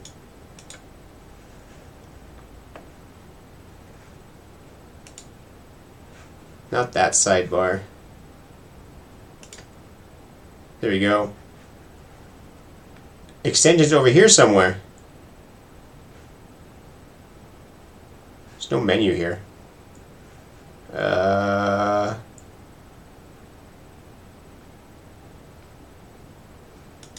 Pretty confused here.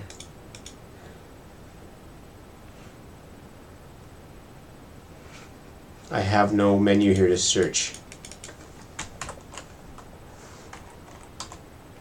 It goes over there. Okay, so that's their UI is broken. It doesn't open this when you do it.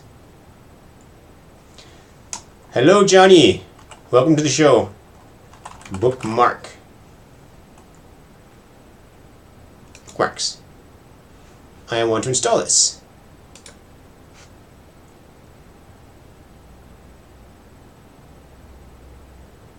Okay. Now, what are the default bindings? Do I have to reload? Ah, come on, it's going to break something on me. Finally, a Rust stream. Are there not really many Rust streams? I thought there was a lot of them. Okay. I don't know how to get rid of this menu now. Go away. Go away. Toggle sidebar. Go away.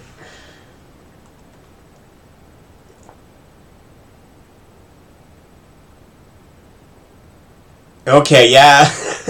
Have you been working at Nickes? Thank you for that solution. I think I've seen that one before, but if that involves heap allocation, we really don't want that, because we're going to be doing that a lot.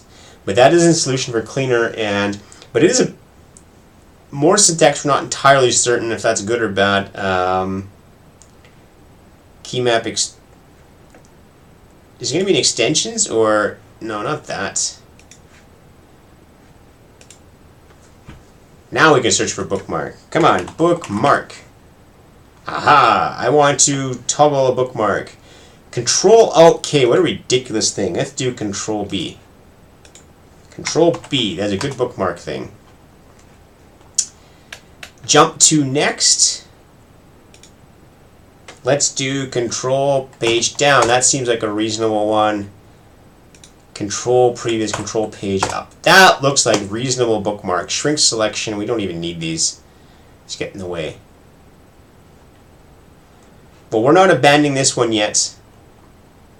Okay, yeah. Zagia was absolutely correct. We're kind of misdirected right now. I'm just trying to create bookmarks. Now, can I create a bookmark here? Can create... I don't even know what I was doing. I've lost track of what I was doing right here. Bookmark. Haha, we have a bookmark. So if I go up... Look, we've got bookmarks! Yay! Yay! I'm more excited about this than actually our scoring algorithm. I have bookmarks now. So let's get rid of the side menu again. Toggle sidebar. Good, so we see the little bookmark. And this will help a lot because I can go up and down now. And I've completely forgot what I'm doing. Let's go put it on a player here, so it's a good way to go. Aha, this is how I'm used to coding, up and down like this. Alright? Samples length, so we have it.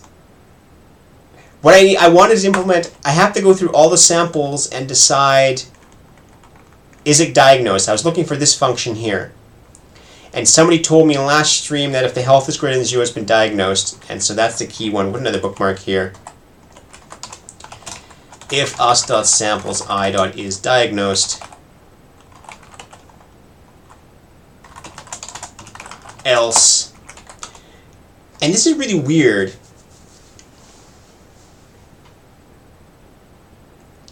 This is weird because the potential moves doesn't matter if it's diagnosed, because if it's diagnosed, you can throw it into the cloud, and if it's not diagnosed, you can diagnose it. So this is where it's going to be weird, is that we can, it's just an option, regardless of what it is. And this is where we talked about before, the scoring. We can optimize this later to say, look, you're not going to do both of these. You can pre-trim some of these. You can pre-prune these options, so you don't even have to score them later. Turn connect. Connect target ID US samples I.ID.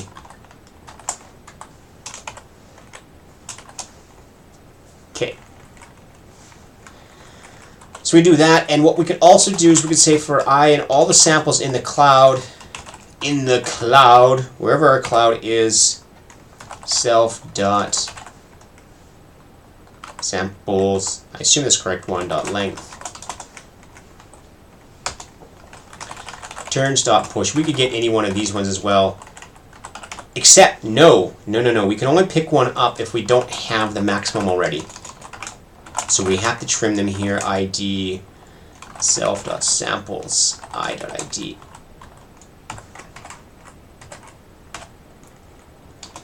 And this means if us.samples dot len is less than max. Oops. Max samples.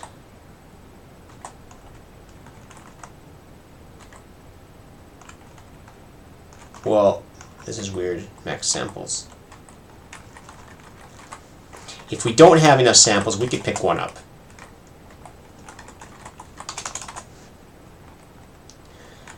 And so we pick them up. We have less than X samples. So, and we can either that or we can connect to it. We can give up our sample. This one either gives up the sample or analyzes the sample. And now I think this actually enumerates everything we've possibly done. We can get rid of this bookmark. So these are all the turns. On a given turn, everything we could possibly do is now fixed in these turns. Everything we could possibly do. So we're going to enumerate the turns, and then we're going to do get best turn. Best turn equals state dot get best turn, and we're going to give it the list of turns. And then this will have to be not this. This will have to be print line best turn dot get string. So see, that's really all it is. We enumerate it, and you just have to write this tiny little function of get guess turn. That can't be that hard, can it? We know you have the turns. We just have to give them all a score now. But what we could do is, before we give it a score, we can do a dumb scoring. We don't have to do a generic scoring. We can simply just decide you just do a bunch of hard coding things for each one, whether it's a plus or a negative, whether it's good. We could also do a priority queue here instead and say, look, let's do the priority queue and decide if this is good that way. But this will be the heart of the code. This function here is the heart of RAI, because what we've done so far with enumeration of turns, there's no artificial intelligence involved there. We're just enumerating every single possibility. This would be like in a chessboard, what are all my possible moves, and this get best turn is the one that actually has to implement the scoring. It actually has to decide, well, given all these turns, what can we possibly do? So let's create that function here, get best turn, and self turns is a and vec turn. And this is going to return a turn. So return a turn, and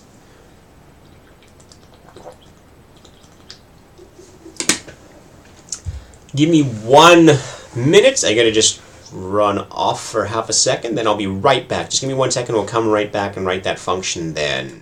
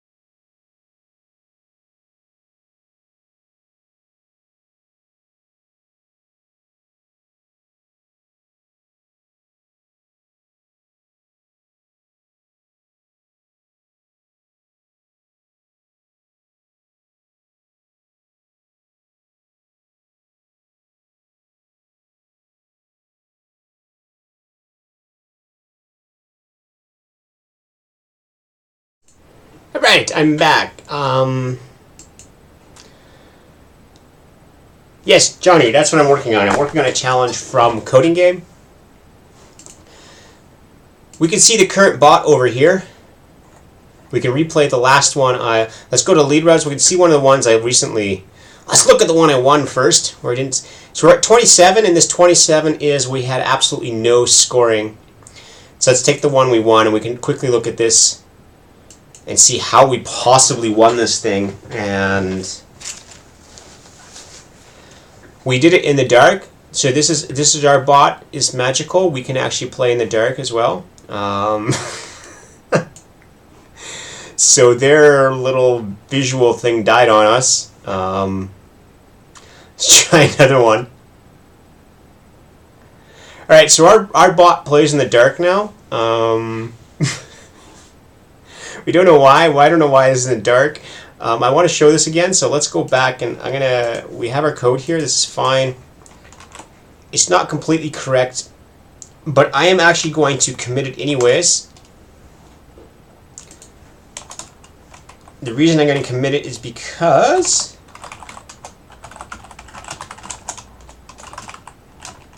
just in case I press the wrong button when reloading the page, I don't want to actually overwrite it. So I'm going to reload this page. Let's look at our... We ranked 2 out of 8. That was also surprising. Hey, look, it came back. Maybe we don't have to go out.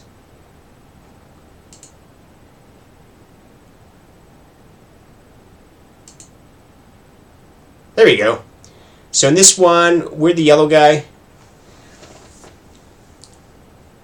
And let's say our algorithm, we have no AI yet. We just follow the rules of the game, and we sit here and wait until we have the stuff. We go and analyze one at a time, and this is basically the rules that got us so far into the Bronze League. And so this does absolutely no intelligence here. And you see we both wait. And this is how we won the other game. It's a very shameful win because he's just waiting as well. And so we know with a very bit of fine-tuning we could actually probably get out of the Bronze League, but we've decided, let's jump right into the proper scoring. That'll get us a lot further than that. And so I suspect most of the games you lost is also because I'm waiting. And so what I'm working on now is the scoring algorithm. For me, it's just kept in here as well. Could probably get rid of this thing too. Pause that. Can I get rid of that? It's consuming CPU time. So what we're doing now is working on, we just wrote enumerate turns, and this function, it tells us all the possible turns we could possibly make that are valid in the game. These are all the valid moves. And yet best turn is going to be the one that says, well, which one has the best value to it? And then we'll do that one. What we could do right now, and oh man, I'd love to take random, but how do we do random again? I've totally forgotten random. I would like to quickly just say take one of these random things and do it. And that would at least verify that at least we have this bit working for us. So how did we do random on the previous code?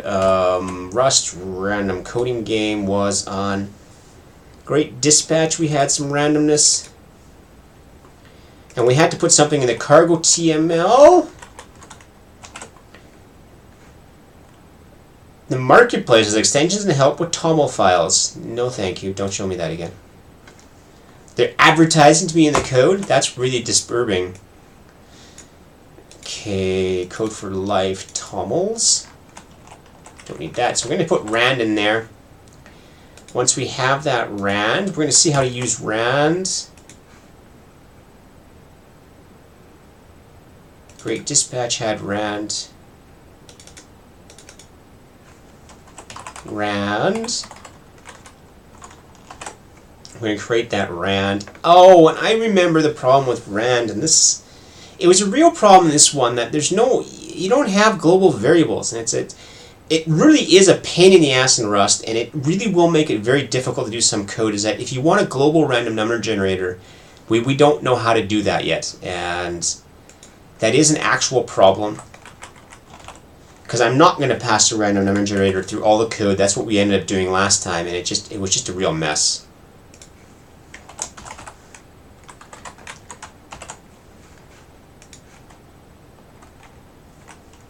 So we can do this, and I don't remember what we called rng.genRange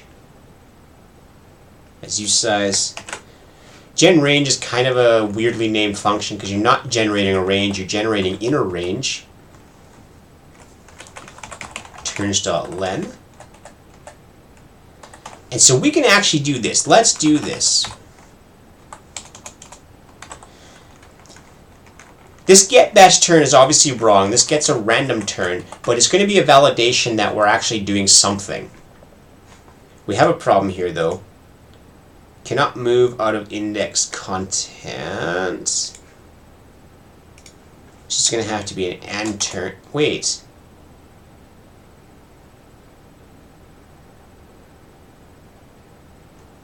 Turn is copy type though, isn't it? Clone. Copy.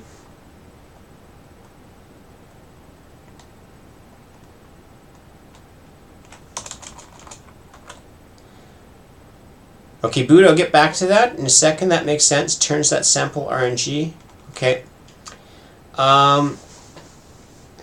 Turn is supposed to be a copy type. Why is it saying this here? So you can clone turn, and I want to return a copy of it. So now we have a Rust issue that I don't know how. Let's do as Johnny.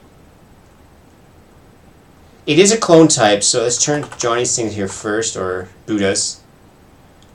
Sample.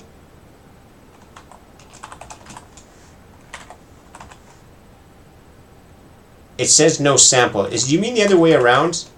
Sample?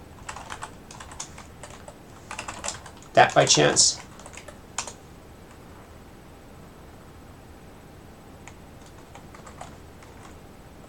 I'll just go back this way.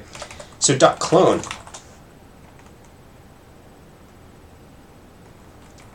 I thought he didn't have to do that.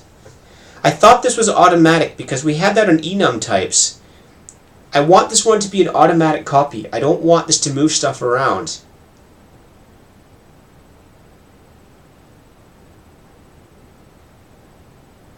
This will work for now, but I thought I didn't have to do that. I thought if I thought clone to make it automatic, I'm not sure what I have to do because it didn't let me put copy on it. But in any case, that should be good enough. We should be able to play this now. And our robot, if we did this right, is going to dance around like an idiot and just do random stuff. Woo! Okay, so we did something wrong. And that's why I wanted to do this. We can make sure we're not doing something wrong first of all. Invalid molecule. Connect invalid molecule to. Okay, this is where we screwed something up. We don't connect to, we have to connect to B. Copy is automatic? Okay, so I want copy on this thing. So maybe you can help me figure out why it doesn't let me put copy on it.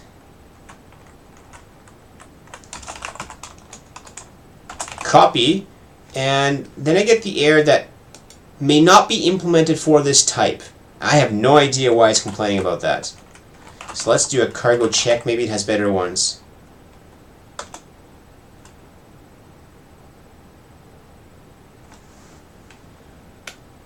Connect target does not implement copy.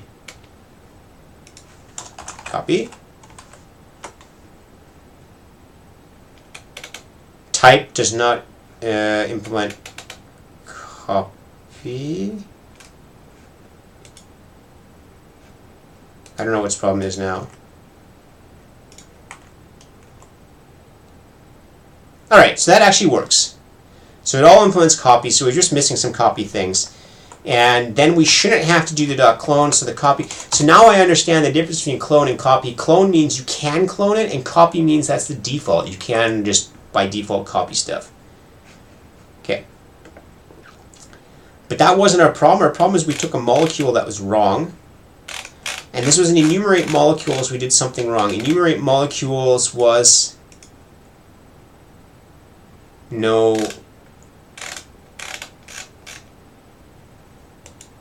Yes, we lost this here. We can't do enumerate I. This is enumerate type, and this is this really ugly code. A as U8 plus I as U8 as char.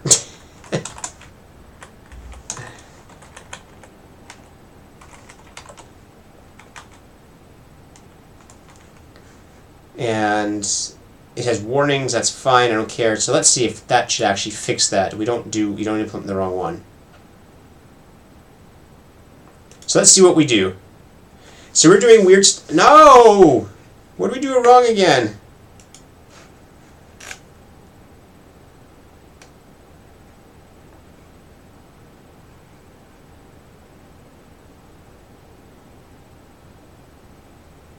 Connect A. We got to connect wrong. Okay, why did I do that wrong?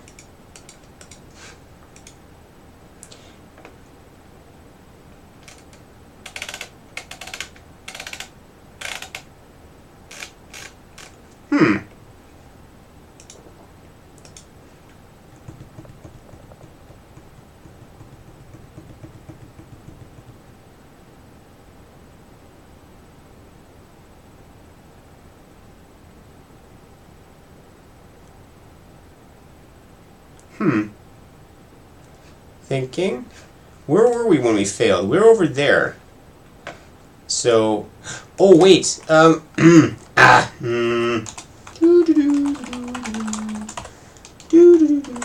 We're accumulating turns.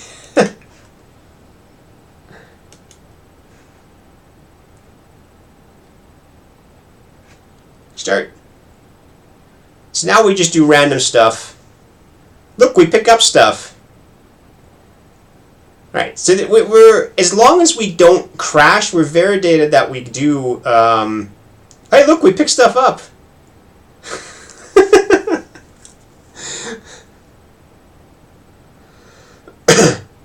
Uh-oh. I did something wrong. And I thought about this one. I knew we had this one here wrong. What we've done is we've tried to submit something that has a health. We don't know how enough molecules to launch research on sample 8. And because it's undiagnosed. And so that means our function here for enumerate laboratory is wrong. Is sample complete has to be also us.samplesi.isDiagnosed. Now I'm wondering if that shouldn't be part of is sample complete. It probably should be. Is sample complete. Oops. Is sample complete.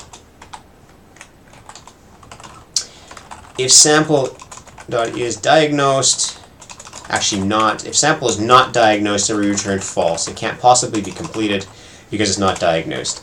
So let's go change that. I think that's the error we made right there. Let's try it again to see if we can actually not crash. The key is not to crash.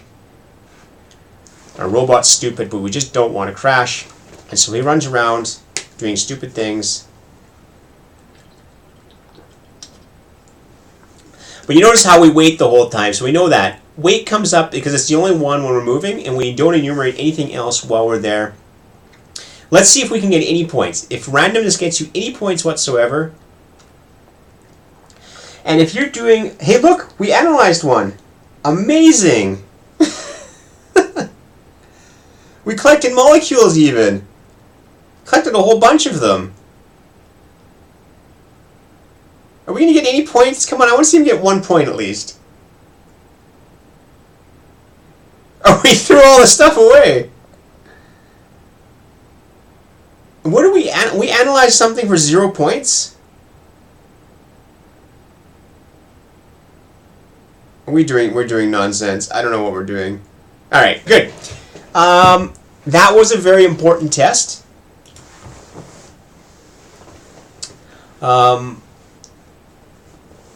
Yeah, so generally, we don't want to debug that. This was a very important test because what it confirms is that we're not making invalid moves. So our list of moves is completely valid, and I'm going to run it again, and I'm going to run it at super speed just to see that we don't do any valid moves. And there we go. We don't get any points, but we don't do any valid moves. And this is where our scoring comes in. We're obviously going to choose stuff that gives us scoring values. You know, stuff that gives us value. And this gets a little bit difficult now because there's many ways we can do this. And that'll be confirmed well enough. Do it this way. I wish we could get rid of this now, just consuming CPU time. We want to check where my sensors are. So we're down to 52 degrees, but I can hear the fan. The fan's working really hard because that's working in the background, but that could also be OBS, because OBS is taking up a lot of consumer. Yeah, okay. OBS is doing more of it than the web content, so we'll forget about that for now. So what I confirmed is that this actually does something. Our enumerate turns is valid, but now we actually have to do a scoring. For every one of those turns, we have to guess, well, how much does this bring us?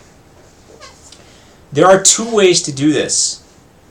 The one way is we could logically look at each turn and say, if I do this, what value do I get? Or we can make the state step this turn. Actually execute this turn and then evaluate the state at that turn. What is the score at that state? And that actually makes a lot more sense.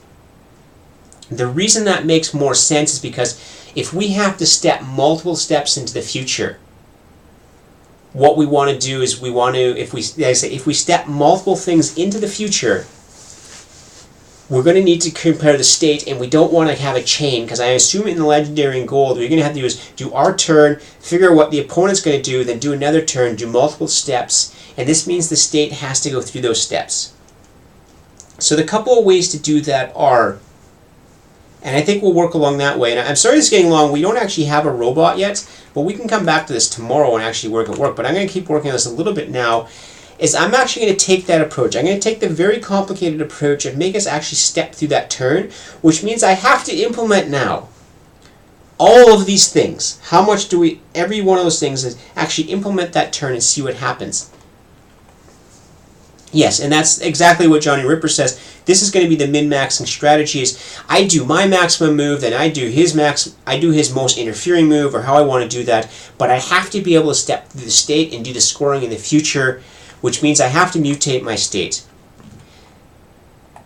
Now, we have a couple of ways of doing this, and this is where I don't know Rust well enough that the state is very expensive to copy. So this state, we could put a clone on there, and let's actually stick the clone on here. We want to clone this. Project has to be clonable as well.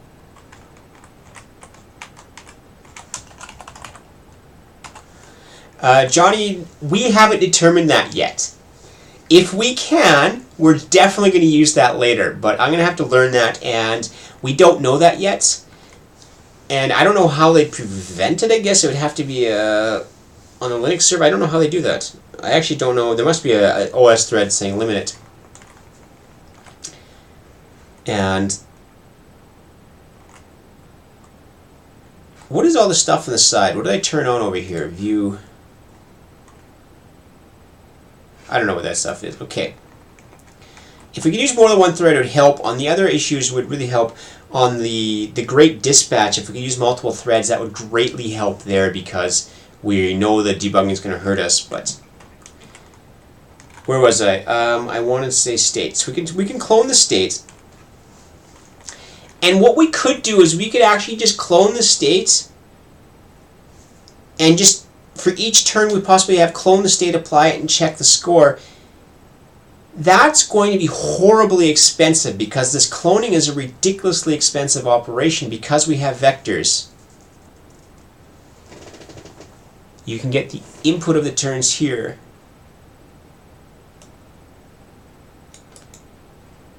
Let me check that out. That will be curious. Cool.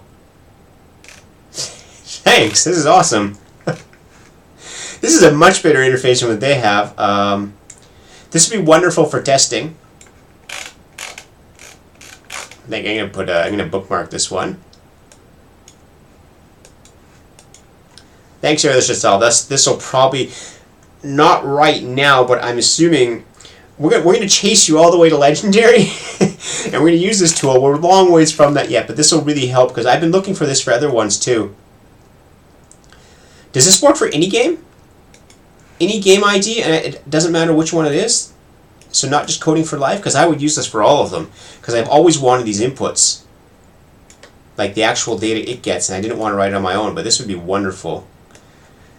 Can you output this in a YAML format? Alright, that wasn't too much. But thanks a lot for that. Great Escape. Okay. And the Great Escape. I don't think I've played that one yet, have I? Which is the Great Escape? No, that's no, I've not played that one yet. It'd be great if you can manage more games. That'd be awesome, and I'll definitely use that data, and I'll definitely test it with it. Because for testing states, we did this on the Great Dispatch or whatever it was, or maybe that was the Great Escape. I don't remember what it was called. The Great Dispatch, and we just ran it locally. So we ran this stuff locally a lot of times. So people watching the stream, we have graphics, but most of the time we work here locally because it's just the easier way to go. And often I don't have graphics on the screen, which is, you know, makes it a little bit boring, but we have the scoring function. Okay, so now we have the scoring as a get best turn here. Let's get rid of the randomness first. Again, we have a couple options of doing this. We can do this very costly way. We're going to do this. We can basically go for I in 0 ... turns dot length. We can do this really awful step, dirp equals self dot clone. This is going to be expensive. This does a deep clone, I hope. I hope this is doing a deep clone. And what's it complaining about now? Mismatch types. Where? 0.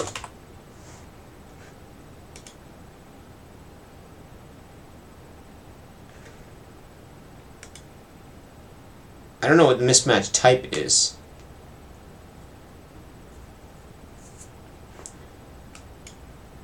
That's fine. I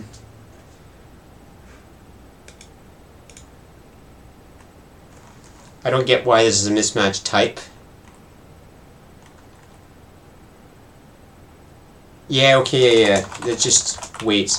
It's complaining about this. We had that before. It's confused into what the error is. So we have this, and this is the worst possible thing we can do is duplicate this state, but let's actually implement it this way first. Dup.apply turns I.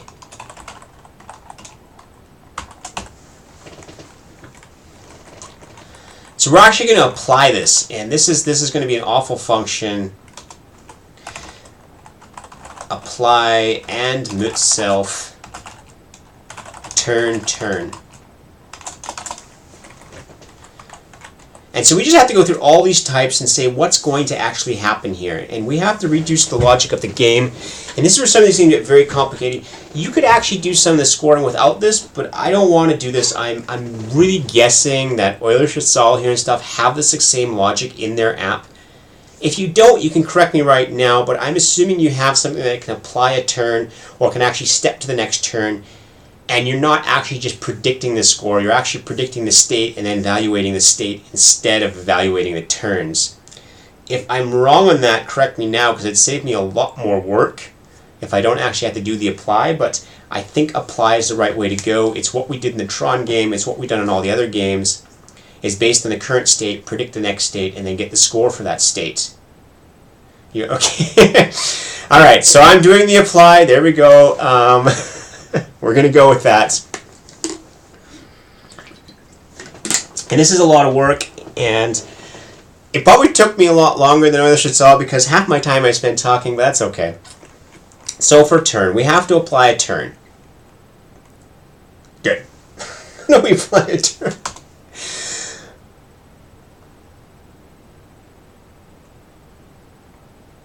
Yeah, this is why I'm doing the apply, because the apply is going to let me look further ahead.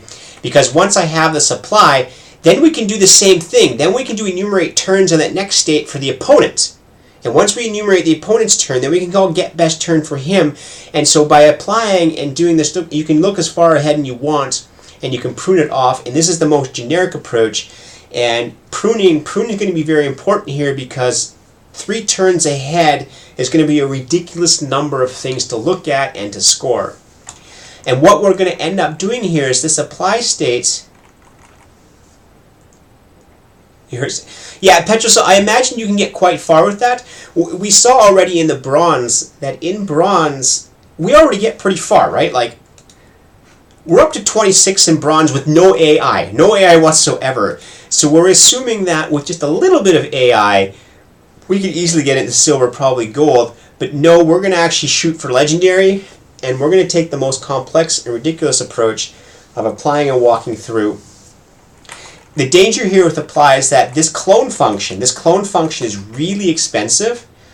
And what we'll optimize later is that instead of doing apply is going to return and undo afterwards. By returning and undo, what we'll be able to do in the future is that we'll apply the state and then undo the state. And that'll actually save us this clone operation, and that should make it fast enough to look for several turns in the future. We're going to try with clone first of all and see how far we get. We might hit the 50 milliseconds now because we're in debug mode. If we were in release mode, we would have no problem evaluating thousands of turns by cloning this thing. But we're not in release mode, and that might be costly. So we have to match the turn type. Match turn dot what? You can't call it type. That's correct. Turn type. What do we have? We have connect.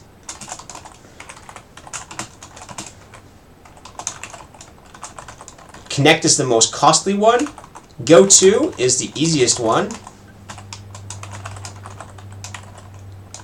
And wait. Okay. Now this go to, let's do wait. Wait is the easiest one because what do? Nothing. State doesn't change. Go to, what happens in the state when this happens? We do self.players0.target equals turn.destination. What else do we have to do? We have to do players0.eta equals, and I'm going to stick a 1 in here for now. But this is where we actually going to have to stick this table in. We actually have to stick this table in right here.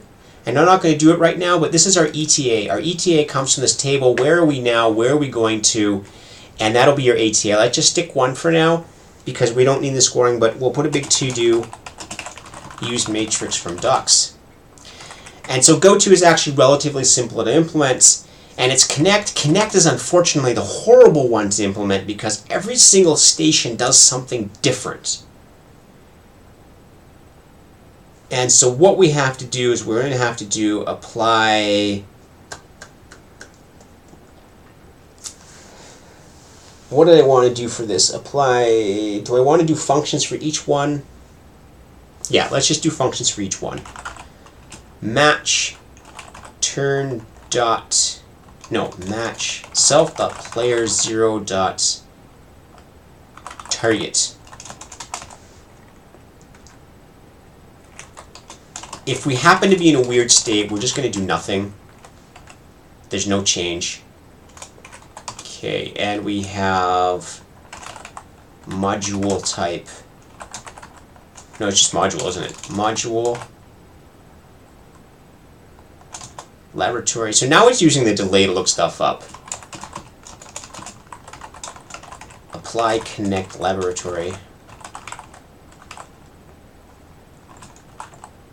And this is turn. Okay, this is self.apply, self.apply.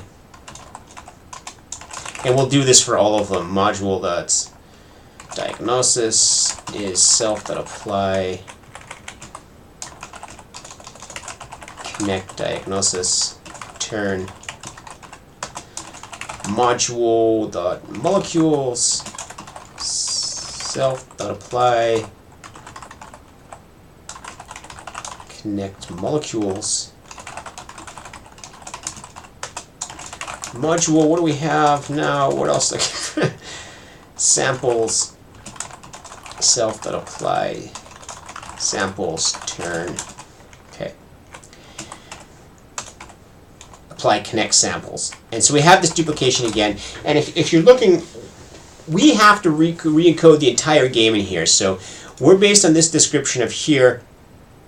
we have to basically encode the entire game for how this works.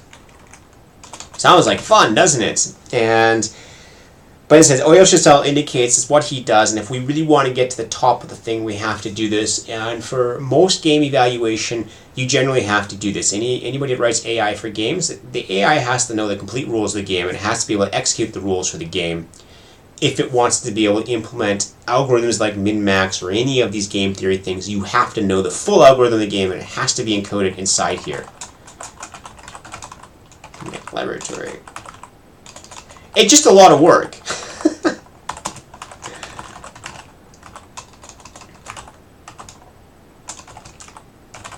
Turn.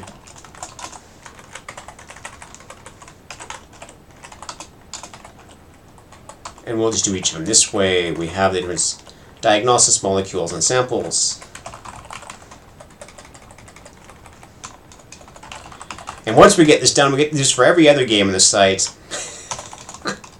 But this is by far, this is the most complex game I've seen so far on the site. The other ones are very simply state-based, but this is a huge set of complicated rules. The only reason we do it is because it came up as a game of the week, and we want to do it, and it's going to be a lot of code. Okay, at the laboratory, what can we do? At the laboratory, I forgot what these things are. What happens at the laboratory is we give over a sample, and we have to figure out how much score we get.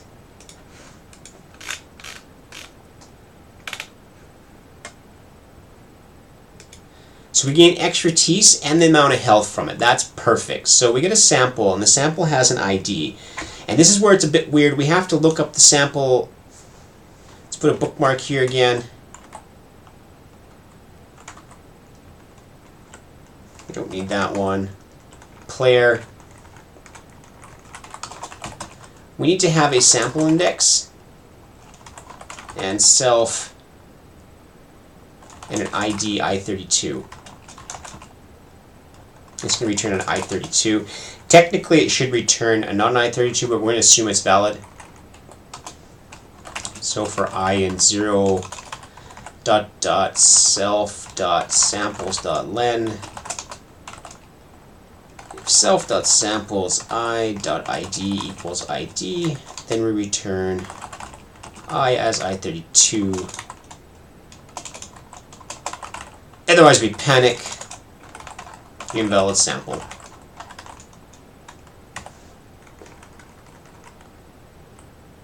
It's never used. The reason why we're doing this is because the actual turn we give is a ID of the sample, not the player's ID, not the index. We could, in theory, change that, but then the turn doesn't stand on its own. We want the turn object to stand on its own.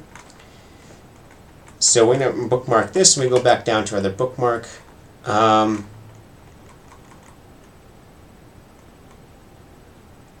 This bookmarking function doesn't work. That wasn't the line I was on, or whatever. Close enough.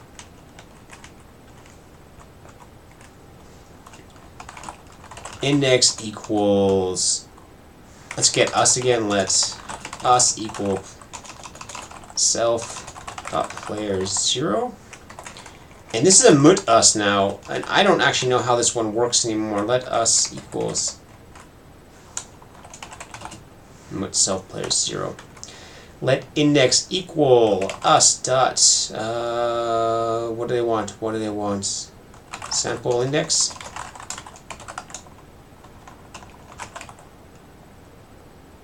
Turn dot.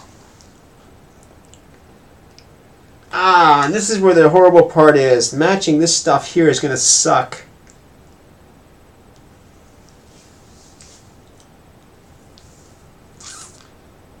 Turn.id.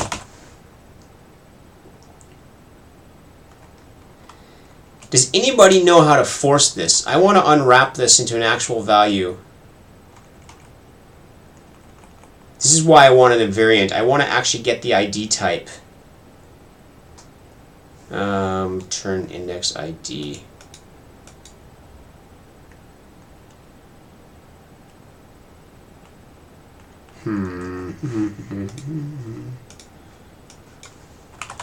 Rust convert enum type. I don't know what it is.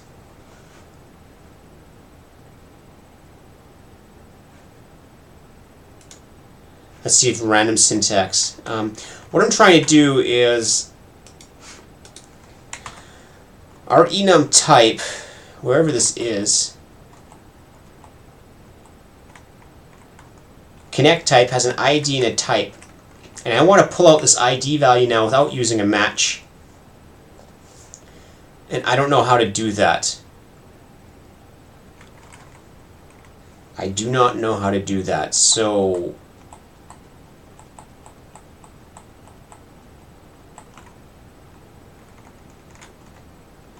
where was I? There it is. Right, this is, I want a simplified version of this. Connect target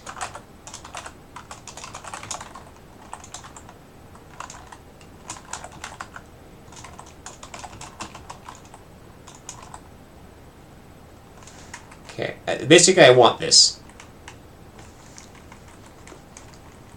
I don't know how that works though.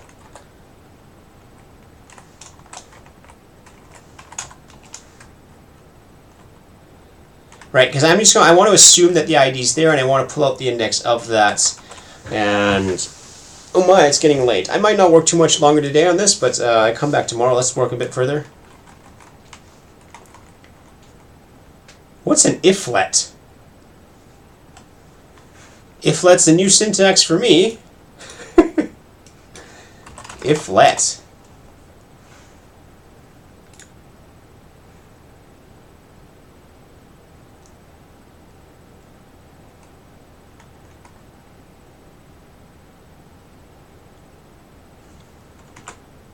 That'll actually work. So you're saying if let connect target ID X.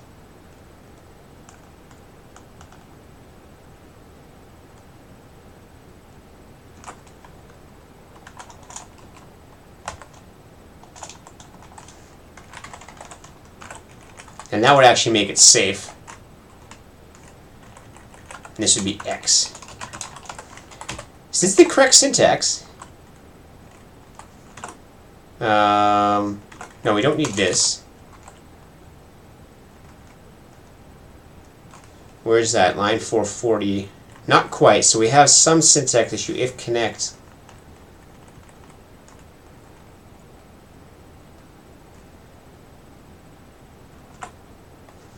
So I'm missing something. Destructures number.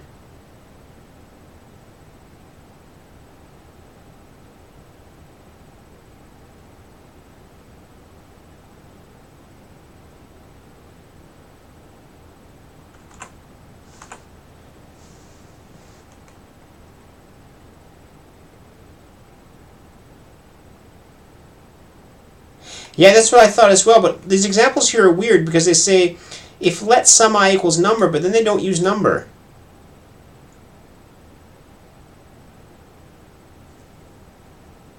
Oh, I see what they're doing. I understand. Okay, if connect target ID equals turn.id.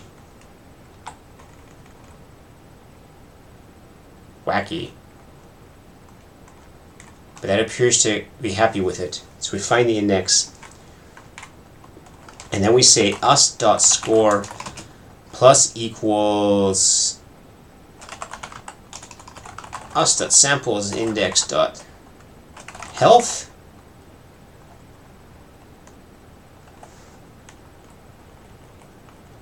Sample index should probably return a usize.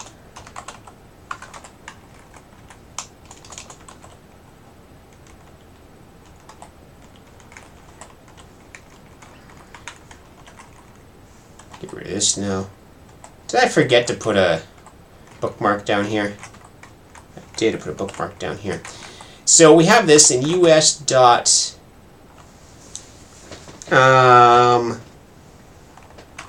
samples dot remove.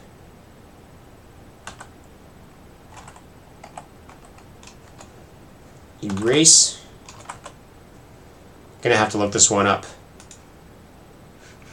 Rustvec. We want to remove the sample. This is a painful amount of work we have to do. Vec dot erase, remove index. This pop-up is being like totally worthless. Every time I want the pop-up, it never does what we want. Remove index. So remove the index. We're going to do that last. In US, what else do we get when we score this thing? Expertise molecule gained. Whew, we're going to have to go through each of those. Oh, no, it's A, B, or C, or D. Interesting. Let's put a to-do there. Let's just forget the to-do for now. To-do, expertise. We don't have to do everything at once. And I think we need a score, and we have a molecule, and we remove all the costs of the molecules. That we have to do too, otherwise we're going to overvalue that. And well, we can implement that slowly. The reason we can do this bit by bit is it's going to improve. We have to remove the molecules, so the molecules are going to give us score. And okay, so I just want to implement a whole bunch of them first. We'll do this one. This is the minimum, and it's going to give us a score, and this will be enough. Say, hey, we lost it. We move this. We can reevaluate the score. Perfect. If we're at the molecules machine, and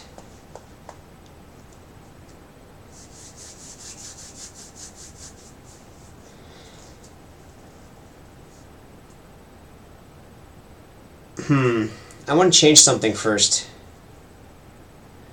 Having this molecule type around is a real pain in the ass because we have to convert it to an index all the time.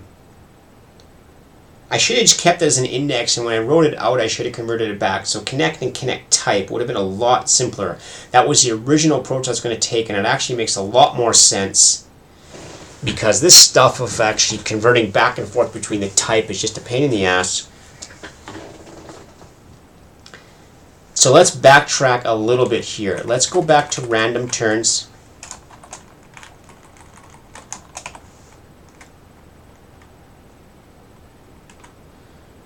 And we're going to backtrack out of a change we made before.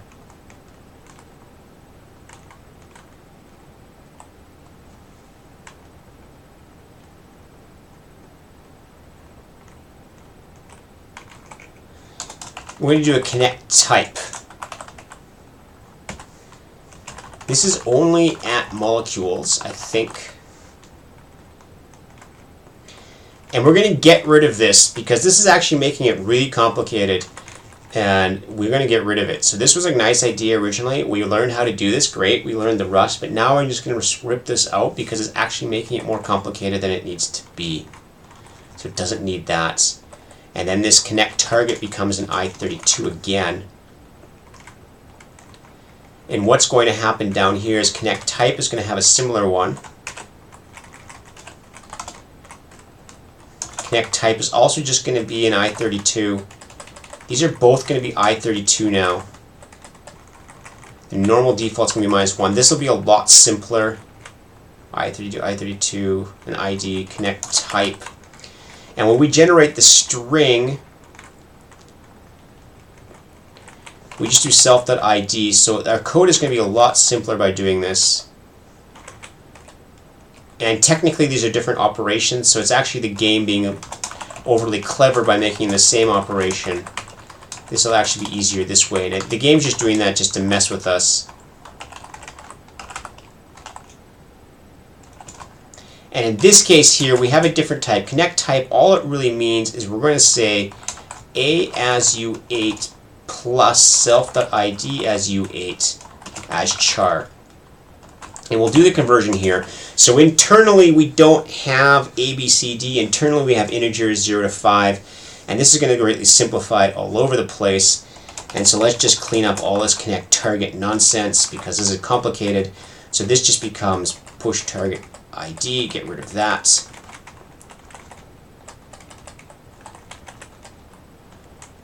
Connect, and let's get rid of that. And this type here is now connect type, and we still just say I here. We don't have to convert to the type, and that also makes that simpler. And so our code's a lot simpler, and I do encourage this way. And because it's just an index, and really all it is, we're emitting a different index type to the game out. And we could also use the target of the player to determine that we need an A instead of a 1, but we're just going to use the turn type. We want them to stand on their own instead. So we'll just do it this way. Oh, we had a lot of those in there. And the reason I went back to using the random turn is just so we'll be able to test this again.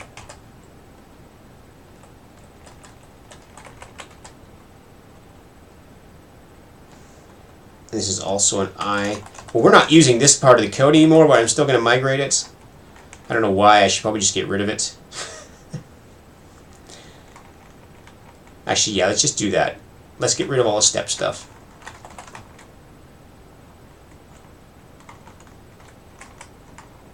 We have it in the GitHub anyways. We don't have a get term. We'll get rid of all the step stuff because we don't use it.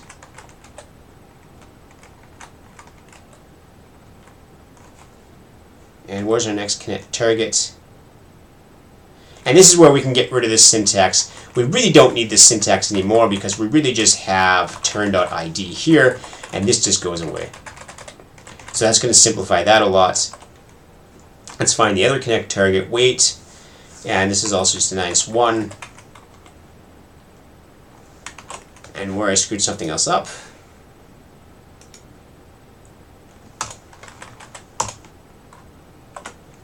We have 1 mismatch type left, push connect type 1, turns connect type. That's weird.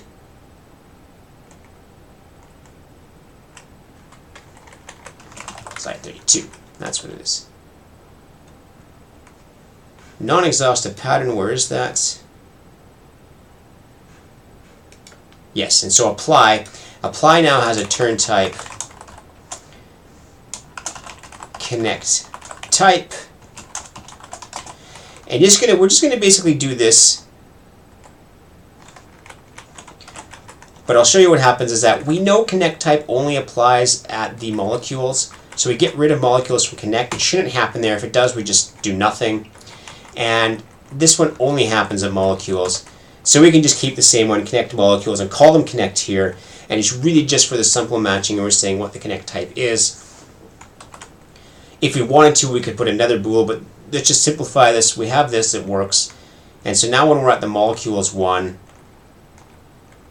why are these never used?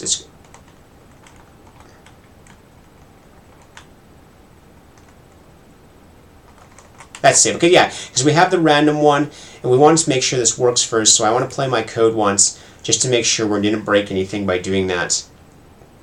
And we should still walk around like an idiot in this one. This is still the random code again. And so we're the yellow guy. As long as we ever collect a molecule, we're okay.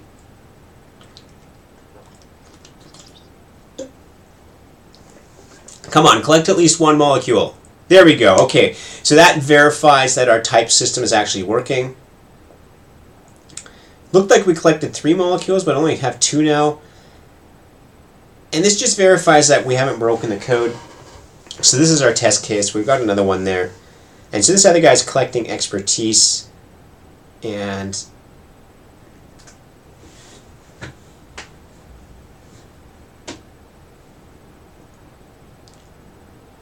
so we're not going to get any points. We've never got any points in the random approach.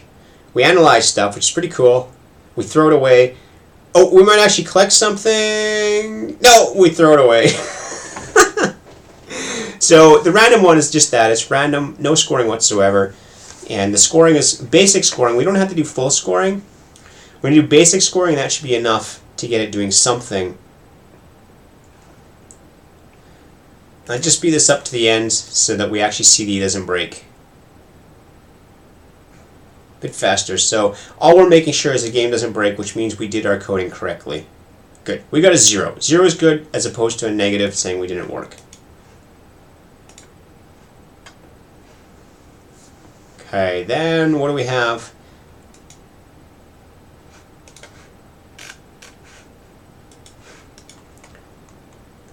So now we have to go back to the supply approach,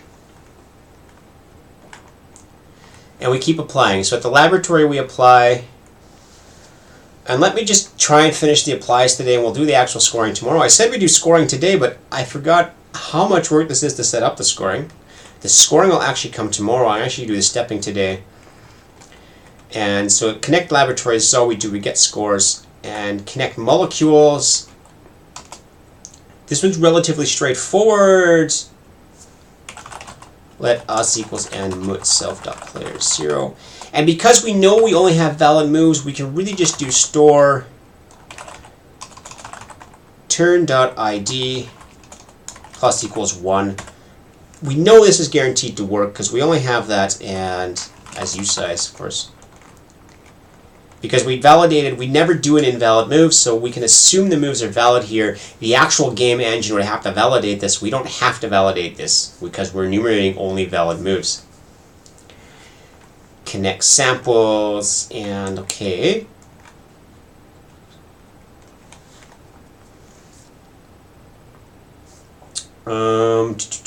Connect diagnosis. Let's do samples is the one where we do enumerate samples. Okay, so that's pretty straightforward. Now, this is going to be really curious. We have to create a sample here. But it'll be random. We have no idea what that sample is. So let's come back to that one. Let's put a bookmark and come back to that one. So we don't need to come here. We need to do diagnosis. Diagnosis is straightforward. It also has that same randomness. We don't actually know. We don't know what the costs are involved here. This is very curious. So samples itself is probably easier.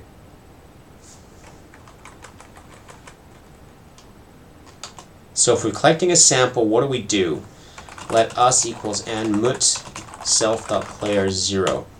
And this is where randomness comes in again. We just don't know. We don't know what this value has. We know it has a rank 2. us.samples.push sample, and let's extract this a bit. Sample from rank turn.id.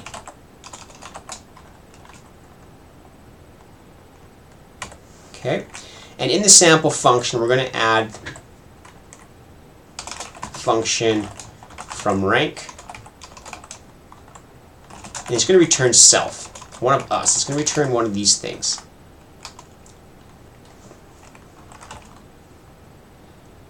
Let's sample equals self default. Sample.id equals, we don't know the ID for it yet. We're going to have to track the maximum ID. That's a little bit weird. Do we know the actual maximum ID? That could be hard. And again here, this is the place I'd actually use a global variable.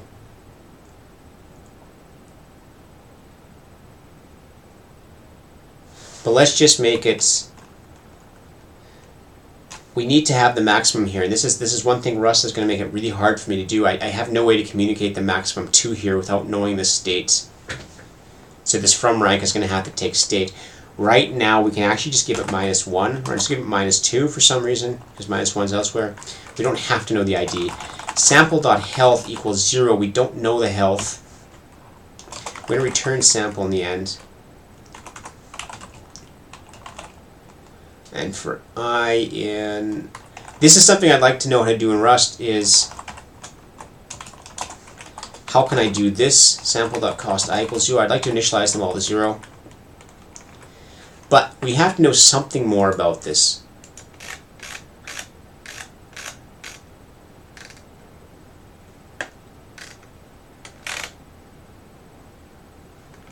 Sample is unique ID carried by us.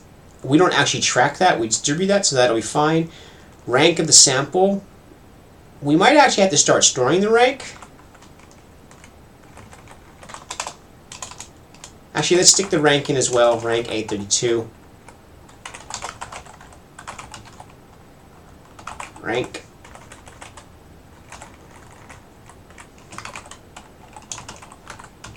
Because this is going to be involved in the score. Even if we don't know what it is, it has to be involved in the score. Gain and health. Good. We don't know the gain yet. We're going to have to track those later as well.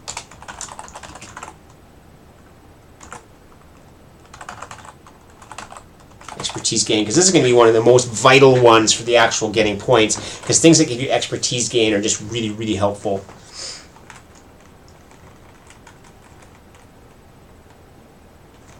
Let mut sample.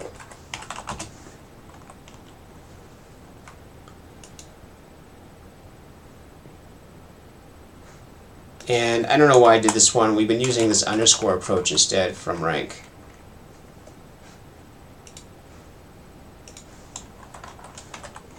So we push that sample of that rank and we're generating that. So that handles that. But I wanted to look, there's something here. It said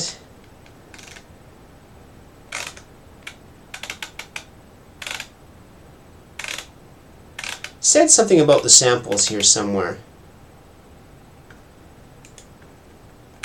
Something about the guarantee about what the samples have.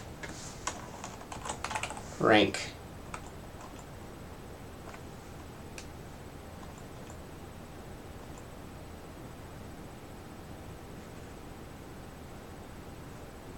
So this is all we have. More health, more molecules. Okay, so we don't know any more than that. That's fine. Okay, then we have. That gives us that rank sample. We get that. And connect diagnosis. Now we actually have one. We have to decide whether it's diagnosed or not. There's two options. We grab one from the cloud, we diagnose the sample, or we throw it into the cloud. Interesting, you can't throw something undiagnosed into the cloud. So we're going to grab that index, and now we're actually going to change the sample index because we know we actually have to. Sample index is actually going to return an option.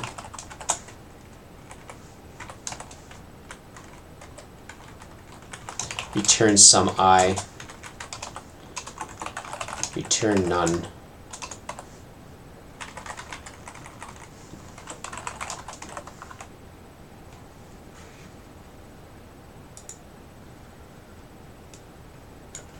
I might be looking for that.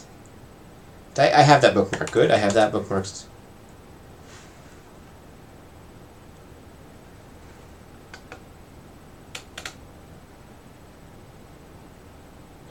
Really, every sample type's in here? Who wrote this code? Really?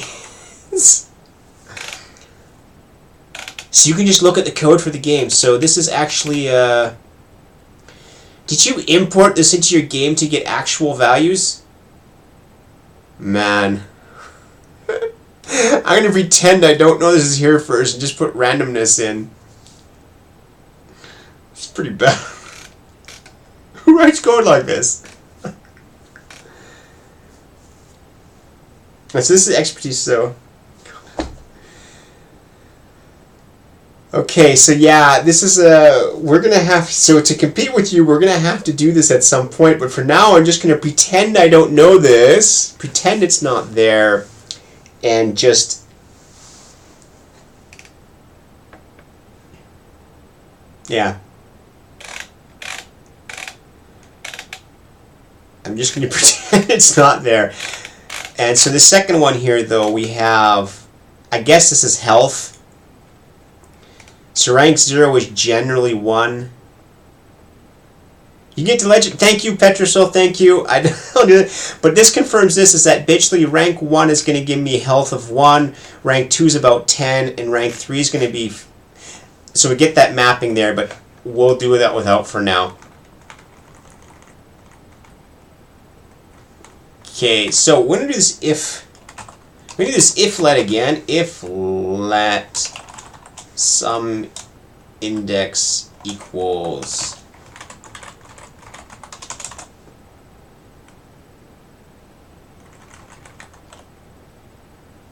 Yeah, Johnny, I've that's what somebody recommended to me before. We couldn't quite get it working with the randomness.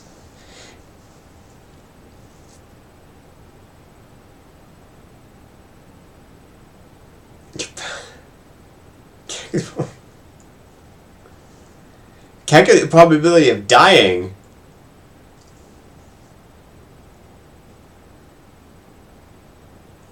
Oh, really? Fascinating. I understand what you mean. To the laboratory. Wow.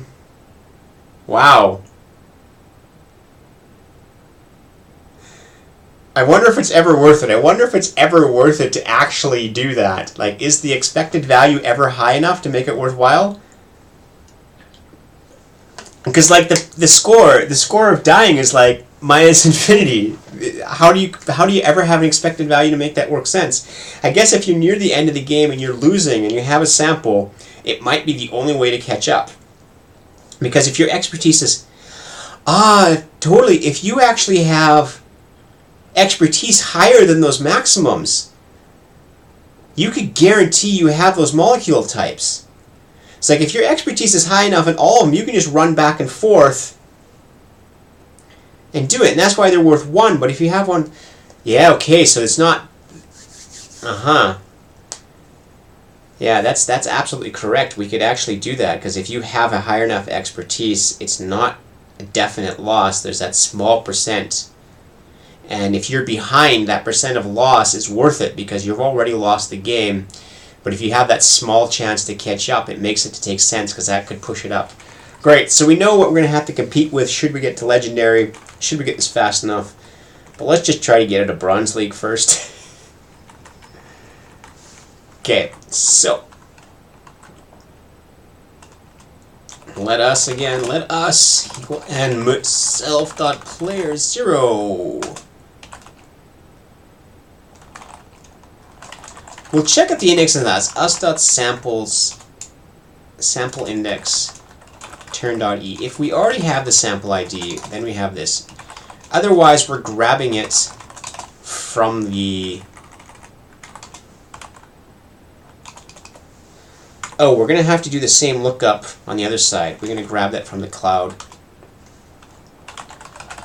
No, not a score. I'm getting tired of making a lot of mistakes. I'm going to call it quits soon, but let's try to get another connect one here. Let sample equal and mut us.samples. This might bitch at us that we have the wrong 2 mutables. No, it's still okay.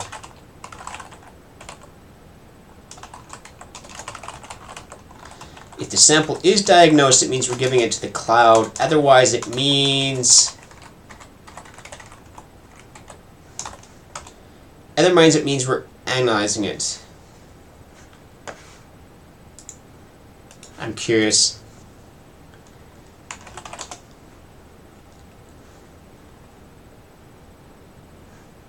You can watch them back and forth.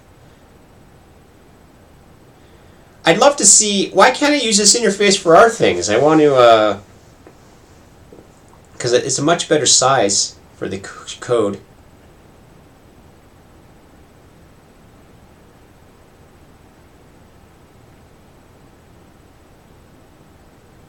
The extreme case. Let's forward a bit here. Actually, these guys are doing really good scoring. So we see the algorithm, they pack up 3, they bounce stuff on. So they grab 3. I already understood that. Our scoring algorithm, basically, we're going to have to make sure that basically when you're here, you pull up 3 samples because the moving costs so much. And you might as well just analyze 3. And they never seem to give up anything. But Marchetti's like way ahead.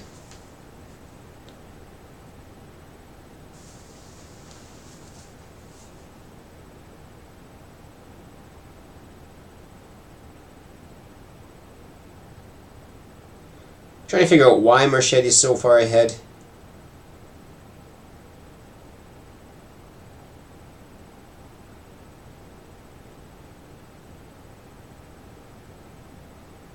And Marchetti's just actually just Yeah, they can jump molecules now right away. They throw some away.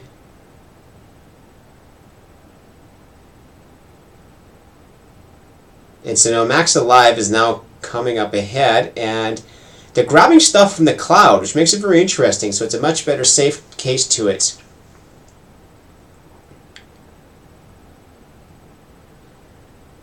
And so now, okay, so now Marchetti's actually just throwing shit in there.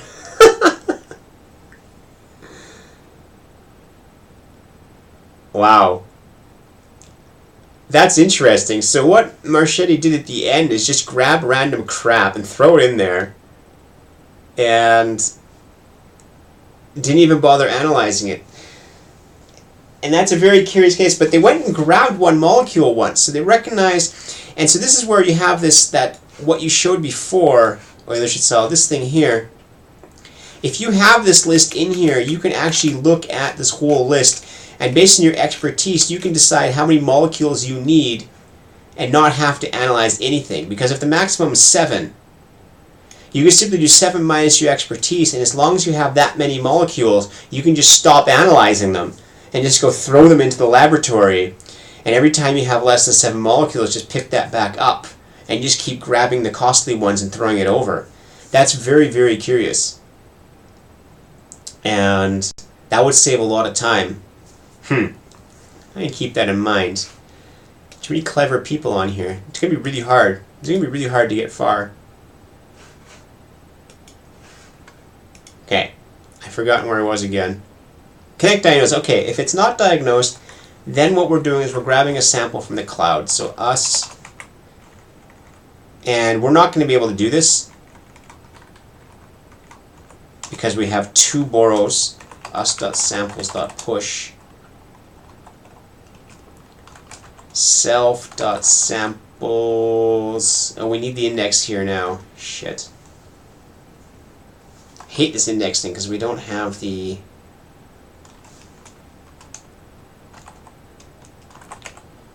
self.sample index.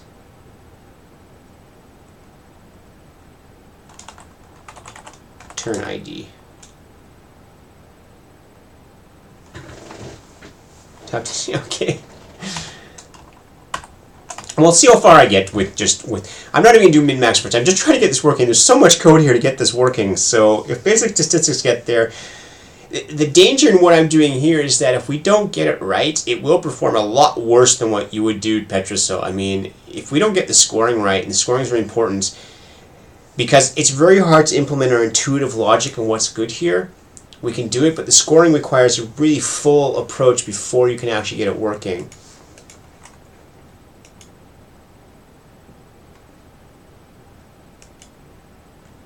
And actually do the same thing again, else if let sum index equals self.sample index.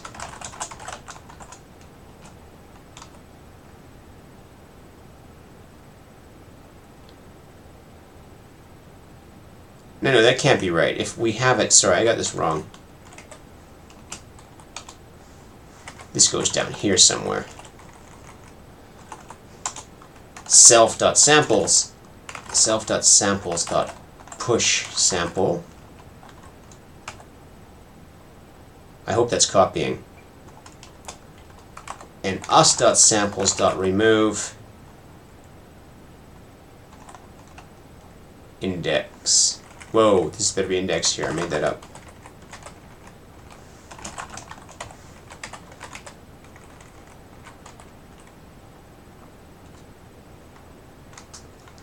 No method named sample index, that's fine. Mismatch types, I don't know what type that is. Is an was sample. And this is where the borrowing becomes a pain, is I actually want to remove the sample and put it in another one. Does vec remove actually, what does remove give me? Does it give me the old one? It gives me type T. So I can actually do this, move it around.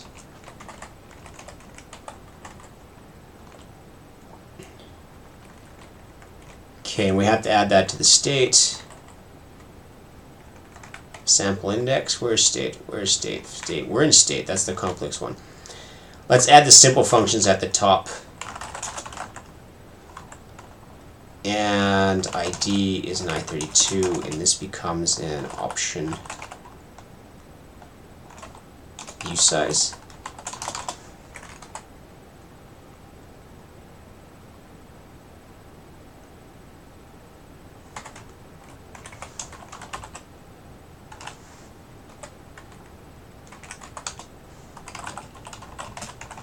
For I and 0 self.samples.length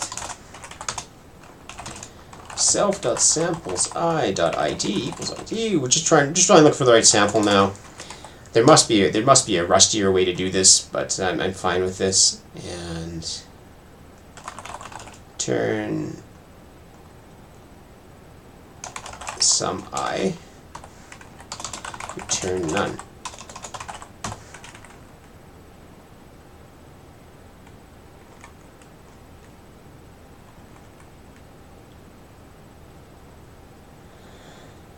Index, options use size. I'm missing something. Where's this?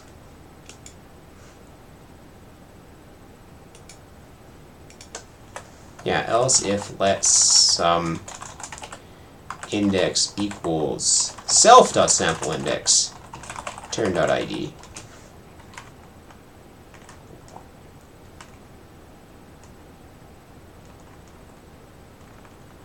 us.samples push self to samples samples dot remove. Sorry, it's confusing. All right. The one thing I'm missing is if it's diagnosed. No, if it is diagnosed, this is the bit that goes to diagnosed. If it's diagnosed, we push it into the cloud because we have it. If it's not diagnosed, then it becomes diagnosed. Sample dot health equals pa. Let's just guess right now. We're going to say turn dot. We're going to say sample dot rank times 10. Refer to the big table. And we can actually do a better estimate in this. We don't know the costs, but we can refer to the big table again as well. For I and 0, 0, dot, dot, dot, num molecule types. Sample dot cost I. We're just going to sample dot rank. We'll say refer to the big table. Put 3 exclamations time. So we have all of that. Yeah, and this is exactly the one I was worried about right here, is because we have the sample here. And this is the one that really sucks about Rust, and I don't like this, is I can't do these references here. I'm going to actually have to do us.samplesindex.isDiagnosed.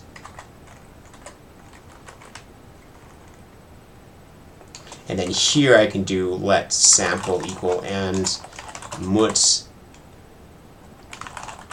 us.samplesindex.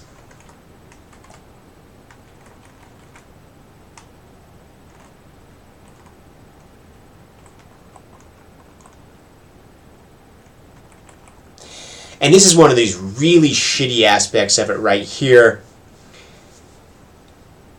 And this is the one I really have to say it really, really bugs me about Rust. I'm borrowing this players here, an immutable thing from self. But what this does, and this is why I think it limits the usefulness of Rust, to be honest, is that I have absolutely no way to call another member function on self at this point. And so I can't call this sample index, and this is so frustrating when I hit this, and I've hit this before. And I don't see a way around this other than not making this one mutable or not using the us. But this means everywhere we use us here, we're going to have to do self player 0 instead. And it's extremely frustrating. It's extremely frustrating to have to do stuff like this, to take away nice code and to stick this stuff in.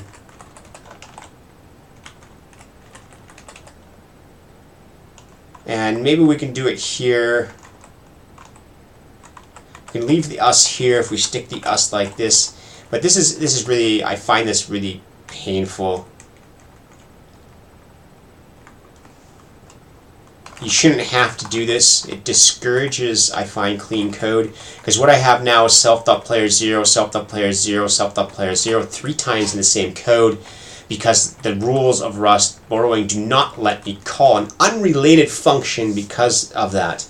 And I've hit that a few times, and it's super frustrating. Okay. But in any case, a connect diagnosis, what it does, it checks to see if I'm the one carrying the sample. Then it says if it is diagnosed, then I'm pushing in the cloud. I don't know why I'd want to do that yet. Maybe because I didn't do it. Otherwise, if it's undiagnosed, I diagnose it. Let's give it a random score. This will be random later. And if I don't have it, then I'm pulling it from the cloud and adding it to me. So this is what the score is there. Connect laboratory we have connect diagnosis, we have connect samples, we have all of these now. This is really good. We have them all. I might have to call it a day with that, call it a night, because I'm getting too tired to do this. But this sets us up really good that for tomorrow, I can actually implement the score function. The function I wanted to do today, I can actually start implementing it tomorrow because we have this stepping, so the state's actually stepped. And this will be the code right here. We actually step down to it and we're going to score it. And by scoring it, we might as well just remove this.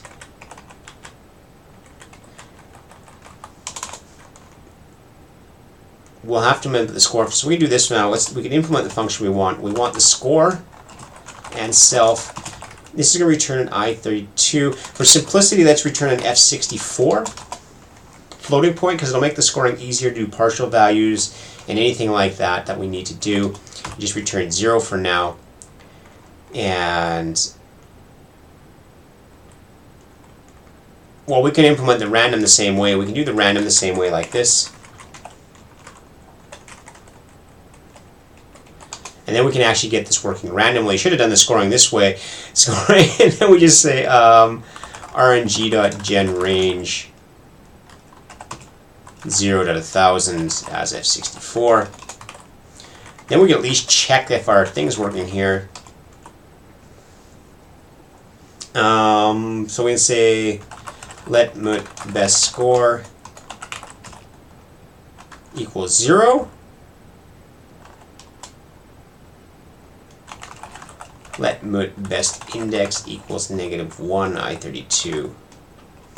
And so for all these i's in the thing, we're going to clone it, we're going to duplicate apply it, and we say let score equals dup.score. If score is greater than best score or best index equals -1, we could do an option there. Yeah, let's just do an option. No, let's just do this. I'm fine with that. Now, let's do it correctly. Let's do it correctly. Come on. Or best index is none.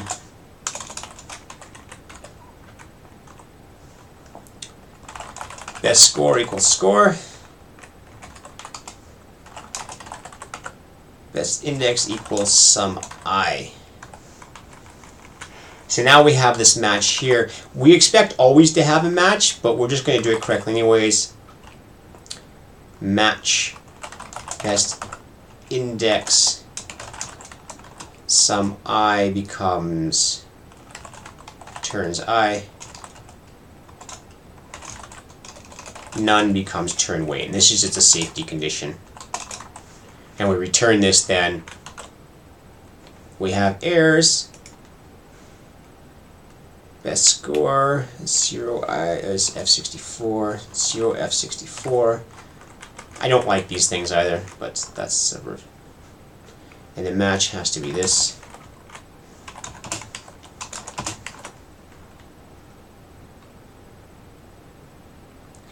Connect type should have a state case. Well, let's fix that as well.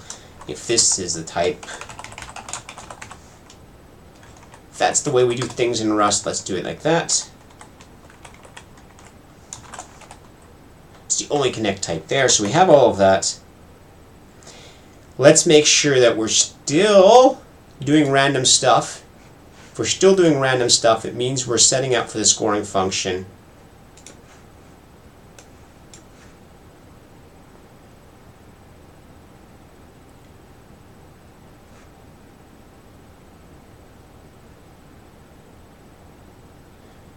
Alright, so it looks like we're still doing random stuff, which again is good because it means I didn't break anything. Let's do random stuff at maximum speed. And we just, it's really unlikely we'll get any points in random stuff. There's just so much things that go wrong. But we have all the turns, and we're applying the turns now. And this does an additional test.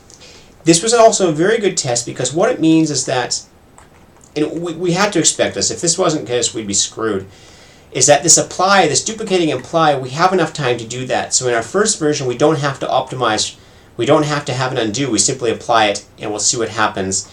And so we've gone through all the turns, we've applied them, and we've calculated a score, but the score is just a random number.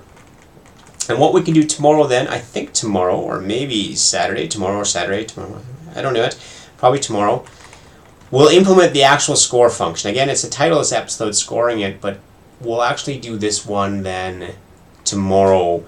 And it's this function here, score, is what we want to actually implement.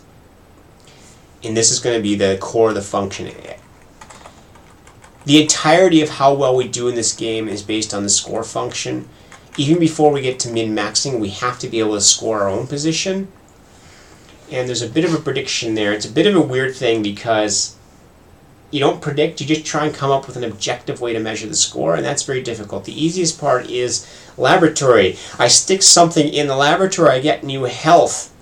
That's the easiest thing to score because we have score. And then we're going to have to go into potential score and delayed score. Because having some score, like having a sample worth 40, you can't actually score at 40, it has to be less worth than 40. You have to consider how many steps it takes you to get there. And so what I think we're going to end up doing is somehow do a score per turn. So if I have a potential score of 40 on a sample and it's going to take me 10 turns to fulfill it, that's going to get scored at 4 for this turn. This is an option. Yes, and science projects. Yeah, we have to add them as well. Petrocell, you're absolutely quite right. And science projects are another scoring thing, and they give direct points as well, I believe. They give direct points, and we'll fulfill that. And this will be the challenge coming up with this, is how do we define expected value on these scores? And I think it's going to be to your turn, and if we get all that working, I'm pretty sure we'll get pretty far just by analyzing our score. When we did Tron, our basic scoring got us all the way to, I think it was Gold League, without doing any min-maxing. Just by having a good score function, we got there without any min-maxing. It'd be nice if we got there the same way. And the min-maxing then is basically predicting what the other person does and going on top of that. And I'm assuming that's for Legendary. We'll absolutely have to do that. Or no, Petrocell says he got to Legend without doing that. Oh no, he said he did do that. So we'll see, yeah. So we'll see how far we get. But if we do our scoring function right, that should be enough to push us into gold. And let's plan for doing that tomorrow night. I should be around maybe a bit earlier. I don't know. But we have to get this done by Sunday, because next week the competition starts. So I want to focus next week entirely on the competition. So let's try and get this all done by Sunday. So I'll try and get here tomorrow night to do scoring and see how far we can get with that. And I think that'll end my show for the day. I'm pretty tired on this. Now we have a lot of code. This has been a lot of coding, a lot more than I expected. A lot of switching going through. And we're still going to have to debug this state stuff, but until we actually try and do it, we won't know for sure. And so Petrocell, thank you for saying you have no enemy protection. You're already in Legendary with that. You try to steal molecules. That's the first thing I thought too, is that this is why you can get very far in heuristics, because if you simply look into his list, you can logically say, well, hey, if I take this from him, he screws him up. And scoring should get us the same thing, but it gets even more complicated because we have to score the opponent. And the prediction then becomes we don't actually realize that strategy. So the strategy you have is you just know that taking his molecules costs him points. In this scoring approach, you don't predict. What happens is you just take a molecule and then you score it, and you're going to realize your score is just worth more than him. But Illushasal is saying he also doesn't predict. Curious. Well, if it's anything like Tron, we can't predict there either because we ran out of time because Rust is running in debug mode. So we might not be able to predict either. We might just be able to do a few steps in the future, but let's see how far we get with just a scoring function. Let me do that tomorrow. I thank you guys very much for watching. I thank you very much for the input. Thank you for all of that, for all your tools and everything. That's great. For everybody contributed, thank you very much. This show has been lots of fun. And we'll keep doing it. We'll keep adding to it. And for all the new viewers, thank you for watching. I hope you enjoyed it. Join us again tomorrow, and I'll actually write the scoring function. I'll call it part 2 or something. And again, please follow me, subscribe if you haven't done it. Follow, subscribe, retweet my stuff, whatever. It helps a lot to get the word out. I thank you very much for watching, and we'll see you again tomorrow.